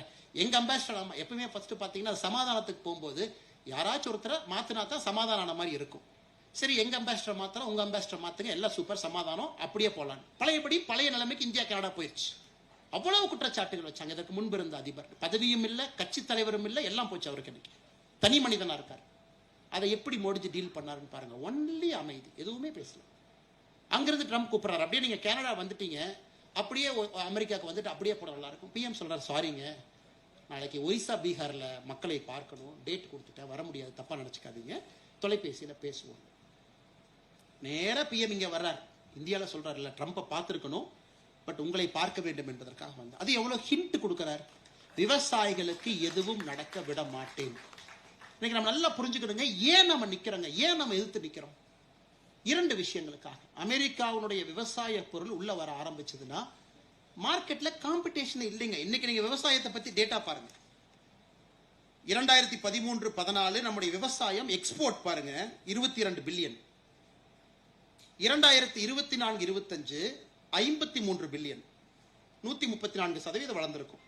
2047 அக்ரி செக்டரை பொறுத்த வரைக்கும் 3.1 ட்ரில்லியன். அமெரிக்காவுக்கும் தெரியும். இப்பத்தாயா இந்தியா வாமப் இருக்கிறாங்க விவசாயத்துல. இப்பதான் அவங்க வாமப் 3rd கியரை போட்டிருக்கிறாங்க. இத்தனை நாள் அவங்க 0 கியர்ல ஓட்டிட்டு இருந்தாங்க. அதுக்கு 11 வருஷமா மோடிஜி ரெடி பண்றாரு. மண்வள அடையாள அட்டை ரைட், உங்களுக்கு எல்லாம் இன்சூரன்ஸ் ரைட், ஆர்கானிக் ஃபார்மிங். உலகம் ஃபியூச்சர்ல ஆர்கானிக் ஃபார்மிங் தான் இப்பவே தயார் பண்றாரு. Sikkim 100% organic farming. இன்னைக்கு இந்தியாவே ஆர்கானிக் ஃபார்மிங் ரெடி பண்ணிட்டு இருக்காரு. ஏன்னா மோடிஜிக்கு தெரியும் 20 ஆண்டுகள் கழிச்சு விவசாயத்துல நம்ம டாமினேட் பண்ணோம்னா எல்லாம் இந்தியாவில் வந்து கை கட்டி உட்கார்ந்துருப்போம். 2047 விவசாயத்துக்கு ரெடி பண்ணிட்டு இருக்காரு. அது அமெரிக்காவுக்கும் தெரியும். சிஏஏ சும்மா லட்டு சாப்பிட்டாங்க இருக்கிறாங்க. அவர்களுக்கு தெரியும் டிஸ்டர்ப் பண்ணு. Once a country takes hold of agriculture, அந்த நாட்டை தொடவே முடியாது. அந்த மாதிரி மேனுஃபேக்சரிங் மிஷின் போடலாம், டெக்னாலஜி கொண்டு வரலாம், ட்ரெயின் பண்ணலாம், செய்யலாம். விவசாயம் எப்படியா பண்ணுவேன்? அதை நோக்கி போகும்போது யுஎஸ் விவசாயத்தில் தயவு செஞ்சு என்ன விவசாயத்தை எனக்கு கொடு. மோடிஜி முடியாதுங்கிறார். நேற்று நம்முடைய பிஎல் சந்தோஷ் அவங்க சொன்னாங்க, பஞ்சாப்ல இருந்து ஒரு 4 விவசாயிகள் பாரதிய ஜனதா கட்சி அலுவலகம் டெல்லிக்கு வர்றாங்க. கீழே வந்து இல்லைங்க நாங்க யாராச்சும் ஒரு பெரிய தலைவர் உள்ள பார்க்கணும். அவங்கள பிஜேபி கட்சிக்காரங்களே இல்லை. அங்கிருந்து நம்ம ரிசப்ஷன்ல இருக்கவங்க எல்லாம் பிஎல் சந்தோஷ் அவங்க இருக்கிறாங்க, அவர் தான் இருக்கிறாங்க, போய் பாருங்க தேசிய தலைவர் இல்லைங்க. சரி பிஎல் சந்தோஷ் அவருக்கு ஆச்சரியம், பஞ்சாப்ல இருந்து 4 விவசாயிகள் நம்மளை பார்க்கணும், கட்சிக்காரர் இல்லை ஆனா வந்து பார்க்கணுங்கிறாங்களே. நேற்று சொன்னாருங்க பிஜேபி மீட்டிங். 4 பேரும் பிஎல் சந்தோஷ்ஜி அவங்க ரூமுக்கு வர்றாங்க. வணக்கம்ங்க, வணக்கம் அப்படின்னு. ஐயா நாங்க உங்களை பாராட்ட வந்தோங்க ஐயா, மோடிஜி எங்களால பார்க்க முடியாதுன்னு எங்களுக்கு தெரியும், உங்க மூலமா பாராட்டு மோடிஜி கொடுக்கலாம். எதுக்குங்க ஐயா அப்படின்னு கேட்கிறார். ஐயா என்ன எதுக்குன்னு கேக்குறீங்க? விவசாயத்துக்காக ஒரு மனுஷன் ட்ரம்ப் எதிர்த்து நிக்கிறாரு, விவசாயி நான் பாராட்டினா யாருங்க ஐயா மோடியை பாராட்டுவார்? இது போன்ற நல்லவர்கள் இருக்கும் வரை மோடிஜியை அசைத்து பார்க்க முடியாது. அசைத்து பார்க்கறதெல்லாம் யோசிக்கவே முடியாது. ஏன்னா அவரை கொஞ்சம் நெருக்கமாக பார்த்தவர்கள், அவருடைய அரசியலை புரிஞ்சவங்க, வெரி டீப் திங்கருங்க. அவர் இன்னைக்கு சத்தியமா நான் சொல்றேங்க, 2034 தேர்தலை பத்தி தான் சத்தியமா யோசிப்பார். 29 யோசிக்க மாட்டார், அங்க யோசிச்சுட்டு இருப்பார். 2034னா 18 வயசு. அவன் இன்னைக்கு தான் 2006ல தான் பிறந்திருப்பாங்க. அவன் எப்படி யோசிப்பான்? ஜென்ஜி. இன்னைக்கு நம்ம சொல்றோம் நேபாள், கடைசி ஒரு 2 நிமிஷம் முடிச்சிடுறேங்க. நேபாள் போராட்டம், ஆர்ப்பாட்டம், இன்னைக்கெல்லாம் ரிசர்ச் பண்ணிருக்கேன் நியூயார்க் டைம்ஸ். ஏன் போராட்டத்திற்கு 1 வருஷத்துக்கு முன்னாடி என்ஜிஓக்கு வந்த பணம் 130% சராசரியா உயர்ந்திருக்கு. ஒரு 4 என்ஜிஓ டார்கெட் பண்றாங்க. நீ தாண்டா பணம் உங்களுக்கு வந்துச்சு, எப்பறம் வந்து சொல்லு. 130% எப்படி அவங்களுக்கு பணம் வந்து சொல்லு. பங்களாதேஷ் போராட்டத்திற்கு முன்பு என்ஜிஓக்கு பணம். நம்மாலு 2018 என்ஜிஓ கதையை முடிச்சுட்டு அடுத்து போயிட்டார். அவரை எப்ப திங்கிங் பாருங்க, ஐயோ நீ என்ஜிஓ மூலமா தான் நீ வருவ. எத்தனை காலம் இந்த டகால்ட்டிய டெவலப்பிங் நேஷன், குளோபல் சவுத் நேஷன்ல என்ஜிஓ வச்சா நீங்க டகால்ட்டி பண்ணிட்டு இருக்கீங்க. நாங்க 2018 ஃபெரால கிளியர் பண்ணிட்டு போயிட்டாச்சு. இப்ப இனி 1 ரூபா கொண்டு வந்தாலும் ஸ்டேட் பேங்க் ஆஃப் இந்தியாவில் அக்கௌண்ட் ஆரம்பிக்கணும். அது கனாட் பிளேஸ்ல தான் ஆரம்பிக்கணும். அதனால எதிர்கட்சி நண்பர்கள் யாராவது நேபாள், பங்களாதேஷ்ல இந்தியாவில் நடக்கும்னு நினைச்சு பார்த்தீங்கன்னா எல்லாம் 5 வருஷத்துக்கு முன்னாடி யோசிச்சு 10 வருஷத்துல செயல்படுத்தி பிரதமராக அதை செஞ்சுட்டு இருக்காரு. இப்ப யோசிக்கிறீங்க ராஜா, அவர் 10 வருஷம் முன்னாடி யோசிச்சுட்டார். எதிர்கட்சி நண்பர் உங்களுக்கு இல்லைங்க, எதிர்கட்சி நண்பர்கள். எனக்கு இந்தியாவில் ஒரு என்ஜிஓ $1 பெற வேண்டும் என்றால் ஸ்டேட் பேங்க் ஆஃப் இந்தியா வங்கியா இருக்கணும், கனாட் பிளேஸ்ல அது இருக்கணும், ஒரே ஒரு வங்கியா இருக்கணும். அதுக்குள்ள மட்டும்தான் $1 வரும். யாராவது சொல்லுவாங்க இல்லைங்களா, தம்பி லட்டுல வச்சேன்னு நினைச்சியா, நான் நட்டுல வச்சேன் அப்படிமா. அதனால இந்த அளவுக்கு டீப் திங்கராக இருக்கக்கூடிய மோடியை வந்து அசைச்சு பாத்திர முடியுங்களா? இந்த அளவுக்கு யோசிக்கிறோட எலெக்ஷன் பத்தி யோசிக்க மாட்டாருங்களா? அதனால் அவர் எந்த முடிவெடுத்தாலும் அது சரியாக இருக்கும். அது கட்சி தொண்டர்களாக நாங்க அதை நம்புறோம். என்ன முடிவெடுத்தாலும் short term pain, long term success. நாட்டு மக்களாக எந்த முடிவெடுத்தாலும் சரியா இருக்குங்கிற ஒற்றை நம்பிக்கை, அவ்வளவுதாங்க. ஏன்னா உங்களையும் நாங்க டெஸ்ட் பண்ணியிருக்காரு மோடிஜி, சாதாரணமா பண்ணல, டெஸ்ட் பண்ணியிருக்காரு. டிமானிட்டைசேஷன் கொஞ்சம் சிரமம் தான், எஸ், பட் லார்ஜர் கெயின் பண்ணி ஆகணும். எத்தனையோ விஷயங்கள், டாக்ஸேஷன் பேஸ், இன்னைக்கு இருக்கக்கூடிய விஷயங்கள், ஜிஎஸ்டி வரி குறைப்பு, எங்கெல்லாம் நமக்கு வந்து ரிலீஃப் கொடுக்கணுமோ கரெக்டா கொடுத்துருவார். இல்லைங்க கொஞ்சம் டாக்ஸ் மிடில் கிளாஸ் கட்ட மாதிரி இருக்கே, ஒன்னு இல்லாமா, சரிப்பா 12 லட்சம் வரை கட்டாதீங்க, அப்பா சந்தோஷம், சூப்பர். எத்தனை பேருக்கு தெரியும் 12 லட்சம் ரூபா வரைக்கும் நீங்க டாக்ஸ் கட்டாதீங்கன்னு சொன்னனால 90% நம்ம டாக்ஸ் பேஸ் இறந்துட்டோம். 90% we lost tax base overnight. 90% GST சேஞ்ச்னால ஒரு 45,000 கோடி ரூபாய் அரசுக்கு இழப்பு. இழப்புன்னு சொல்றதை விட மோடிஜி இன்வெஸ்ட்மெண்டா பாக்குறாரு. ஃபைன், அது திரும்ப இன்ஃபார்மல் எக்கானமி இல்ல ஃபார்மல் எக்கானமி உள்ளதானே வரப்போகுது. ஆனால் மோடிஜியை பொறுத்தவரை எந்த அளவுக்கு நம்மளை கொண்டு போகணும், எல்லாமே நாட்டு நலனுக்காக. எப்ப அந்த லீக் வால்வை கொஞ்சம் ரிலீஸ் பண்ணணும், எப்ப நம்மளைய புஷ் பண்ணணும். இந்த சுதந்திர தின உரை பார்த்தீங்கன்னா கடைசி ஒரே நிமிஷம் அவர் பேசுவதெல்லாம் சாதாரணமா பேசுறீங்க. First independence day speech 2014 toilet கட்டணும். இப்பதான் உட்காந்து 2 ஸ்பீச் பார்த்துட்டு இருந்தாங்க, சும்மா ஒரு ஆசையா பார்த்து. 2014 டாய்லெட் கட்டணும். 2025 ஜெட் இன்ஜின் பில் பண்ணுங்கிறாரு. ஐயா சாமி, என்ன 11 வருஷத்துல மாத்திட்டீங்க. 2015 ஸ்வச் பாரத், 1000 நாட்கள்ல இந்தியாவுடைய கடைசி கிராமத்திற்கு கரண்ட், அதை சொன்னவர் இன்னைக்கு ஃபர்ஸ்ட் சிப் நாம செய்யணுங்கிறார். இது சாதனை இல்லைங்களா? இது மாற்றம் இல்லையா? 11 ஆண்டுகள்ல டாய்லெட்டை பத்தி பேசிக் கொண்டிருந்தக்கூடிய இந்தியா உண்மையாலும் 11 கோடி பேருக்கு டாய்லெட் வேச்சு. திராவிட மாடல் ஆட்சி என்று சொல்லக்கூடிய தமிழகத்துல 52 லட்சம் புதிய டாய்லெட் கட்டியிருக்கோம். 52 lakh இந்த ஸ்டேட்ல. பெரிய industrial state, second largest economy after Maharashtra. இத்தனை அவங்க சொன்னாலும் 52 லட்சம் தாய்மார்கள் டாய்லெட் இல்லாம பொதுவெளிக்கு போனா நம்ம ஊர்ல கட்டியிருக்கோம். ஆனா இன்னைக்கு சிப்பாக, அதை வந்து செமிகண்டக்டராக, அதை வந்து நம்ம ஜெட் இன்ஜினாக, ஒரு டெவலப்மெண்டாக, பொருளாதாரமாக நம்மளை பேச வைத்திருக்கின்றார் என்றால் சாதாரண வேலை இல்லை. கடைசியா ஒன்ன சொல்லி முடிச்சுக்கிறாங்க, கடைசி ஒரே நிமிஷம். ஏன்னா நம்ம ஜெனரல் அரசியல் மேடையில் அதை பேச மாட்டோம், அதற்கான அது பேசவும் கூடாது. அது மேடை வேறு மேடை, அது எதிர்கட்சி நண்பர்கள் பதில் சொல்லுவோம், நம்மளுடைய கட்சியை பத்தி சொல்லுவோம், ஆட்சியை பத்தி சொல்லுவோம். மாஸ் ஜெடோங் சைனாவுடைய முதல் கம்யூனிஸ்ட் தலைவர் 1949. இந்த அமெரிக்காக்காரனுக்கு பார்த்தீங்கன்னா என்னடா அந்த சைனாக்கார கையிலேயே மாட்ட மாட்டான், எப்படியாச்சும் அவனை பிடிக்கணும். ஏன்னா 72 தான் சைனா ஓப்பன் ஆச்சு. அப்ப ஃபர்ஸ்ட் அமெரிக்கா இன்ஃபார்ம்ல அந்த மா ஜெடோங்கிட்ட பேச போறாங்க. டே நீ எங்கிட்ட வரலினா உருட்டி மிரட்டி கொன்றுவோம் உனக்கு சைனாவை அப்படின்னு. 55, 56, 57 கிசிஞ்சருடைய ஆரம்ப காலம். அப்போ ஒரு அமெரிக்காக்காரர் மா ஜெடோங் கிசிஞ்சர் புக்ல எழுதுறாரு, டிப்ளமசி அப்படிங்கிற புத்தகத்தில் எழுதுறாரு. எங்களுக்கு ஒண்ணுமே புரியல இந்த மா ஜெடோங் யாருன்னு. போய் மீட்டிங்ல உட்கார்ந்தா என்ன சொல்றாருன்னா, சரிடா என்னை மிரட்டி பாக்குறியா, அதெல்லாம் பயப்பட மாட்டேன். ஏன்னா உடைய ஆட்டம் பாம்பு இருக்க மேல போட்டுருவியா, அப்ப சைனாட்ட ஆட்டம் பாம்பு இல்லாத காரணம். சரி எத்தனை பேர்த்த கொல்லுவ, உடனே அமெரிக்கன் டிப்ளமேட்ஸ் பார்க்குறாங்க, என்ன இப்படிலாம் பேசுறாரு. சரி, நீ ஆட்டம் பாம் போட்டு ஒரு 100 மில்லியனை கொல்லுவியா, என் சைனாக்காரன் 100 மில்லியனை கொன்றுவியா, நீ சைனாவுடைய தலைவர் அமெரிக்கன் நெகோசியேட்டர்கிட்ட பேசுறாரு, இன்ஃபார்மல், இப்போ டாக்குமெண்டட். நீ 100 மில்லியன்னா 10 கோடி பேர்த்த கொல்லுவியா, சரி வச்சுக்க. நான் மைக்கில் வந்து என்ன சொல்லுவேன்னா, என்னோட தாய்மார்கள் சகோதரிட்ட சொல்லுவேன், எல்லாரும் 3 குழந்தை பெற்றுக்குங்கன்னு சொல்லுவேன். 40 வருஷத்துல இன்னும் 400 மில்லியன் 40 crore உங்கள்கிட்ட வந்து நிற்பேன். நீ என்ன பண்ணுவ, ஹைட்ரஜன் பாம்பு கொண்டு வந்து மறுபடியும் கொல்லுவியா, மறுபடியும் என் சகோதரிட்ட சொல்லுவேன் 3 குழந்தைங்க பெற்றுக்குங்க. என்னை நீ ஆட்டி அசைச்செல்லாம் பார்த்துட முடியாது. இது 1000 ஆண்டுகள் பாரம்பரியம் இருக்கக்கூடிய ஒரு நாடு. அதனால நீ பவர் இருக்க, இன்னைக்கு நான் ஏழை நாடாக இருக்கலாம், நீ வந்து மிரட்டி பார்த்து என்கிட்ட வேலை பார்க்கலாம் நீ நினைச்சினா, மாசிடம் இருக்கும் வரை கம்யூனிஸ்ட் சைனால் நான் விட மாட்டேங்கிறார். அதை கிசிஞ்சர் மிக அற்புதமாக எழுதுறாரு. இந்த மாதிரி தலைவர்கள்ட்ட போய் நாங்கள் தலையை போய் இடிச்சு நாங்க பண்ண பஞ்சாயத்து இருக்கேன். அவர்கிட்ட பேசி பேசி 56 பேசி 72 தான் கதவை திறந்து வா 2 டிப்ளமேட் வச்சுக்கலான்னு சொன்னார். ஸோ சில தலைவர்கள் அந்த மாதிரி தலைவர்கள். மாசிடாங் அவர்கள் இறந்த பிறகு இன்னைக்கு தான் அமெரிக்கா அதை ரிலீஸே பண்ற டாக்குமெண்ட், அதை கிசிஞ்சர் அவருடைய புத்தகத்தில் அந்த கான்வர்சேஷன்ல எழுதுறாரு. அதனால மோடிஜி அவர்கள் இந்த மாதிரி 1000 செஞ்சிருப்பாரு, நமக்கு இன்னைக்கு தெரியாது, 20 ஆண்டுகள் கழிச்சு தெரியும். அன்னைக்கு அடுத்த தலைமுறை அவரை இன்னும் வேறு விதத்துல கொண்டாடும். இன்னைக்கு நம்ம ஒரு பார்வை தாங்க, ஒரு பார்வை தான் பேசணும். இன்னும் ஒரு மிகப்பெரிய பார்வை வெளி இருக்கும், சீக்கிரட்டா இருக்கும், கிளாசிஃபைடா இருக்கும், நமக்கு தெரியாது. அன்னைக்கு பார்க்கும் பொழுது சரித்திரம் இன்னும் சிறப்பாக, இன்னும் விஸ்தாரமாக, இன்னும் பிரம்மாண்டமாக மோடி அவர்களை பற்றி எழுதும், பாரதத்தை பற்றி எழுதும். அந்த காலத்துல யோக புருஷனுடைய வாழ்க்கையில நாம் எல்லோரும் சேர்ந்து வாழ்ந்து கொண்டிருக்கின்றோம். நல்ல மனிதர்களாக, நல்ல குடிமக்களாக நாமும் நம்மளால முடிஞ்சதெல்லாம் செய்வோம். இதுல சில பேர் குழந்தைங்க இருப்பீங்க, நானும் மோடி மாதிரி வரணும், அந்த குவாலிட்டிஸை தயவு செஞ்சு கத்துக்குங்க. அண்ணன் சொன்னார், அரசியல்ல இன்டெகிரிட்டி கர்ம வீரர் காமராஜர் ஐயா மாதிரி சில நபர்களுக்கு மட்டும்தான் இருக்கு, மோடி அவர்களுக்கு இருக்கு. குழந்தைங்களுக்கு சொல்லிக் கொடுங்க, பப்ளிக் சர்வீஸ் டேஸ்ட்டை கொஞ்சம் கொடுங்க. அதெல்லாம் நாம் பாடமாக எடுத்துக்கொள்ள வேண்டும். காரணம், ஒரு யுக புருஷனுக்கு பிறகு அடுத்து வரக்கூடிய தலைவர்கள் இத்தனை காலமாக உலக அரசியலை பார்க்கும் பொழுது அது தடுமாற்றம் தான். ஆனா எனக்கு நம்பிக்கை இருக்கிறது, மோடி அவர்கள் பாரதிய ஜனதா கட்சியில நெக்ஸ்ட் லெவல் டேலண்ட் லீடர்ஷிப், இது வெரி இம்பார்ட்டன்ட். ஒரு பொலிட்டிக்கல் லீடர் அவங்க மட்டும் அப்படியே ஜெயிச்சுட்டு சூப்பர் அப்படின்னு கை காட்டிட்டு போயிட்டு அடுத்து நீங்க சக்சஸரை ரெடி பண்ணல அப்படின்னா பெரிய தவறாக போய்விடும். இப்படிதான் பல நாடுகள் கீழே விழுந்திருக்கு.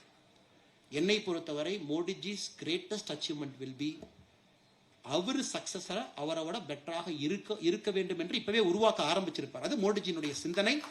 அது நாம் நாட்டு மக்கள் பொறுத்தவரை தைரியமா சந்தோஷமா இருக்கலாம். we have a good leadership pipeline. நான் நாட்டை எடுத்து செல்வதற்காக சாயங்கால நேரத்தில் இனிமையான மாலை பொழுதுல மிகச் சிறப்பான இந்த விழாவிற்கு வந்திருக்கக்கூடிய எல்லா அன்பு பொதுமக்களுக்கும் பத்திரிகை நண்பர்களுக்கும் மறுபடியும் என்னுடைய வணக்கத்தை தெரிவித்துக் கொள்கிறேன்.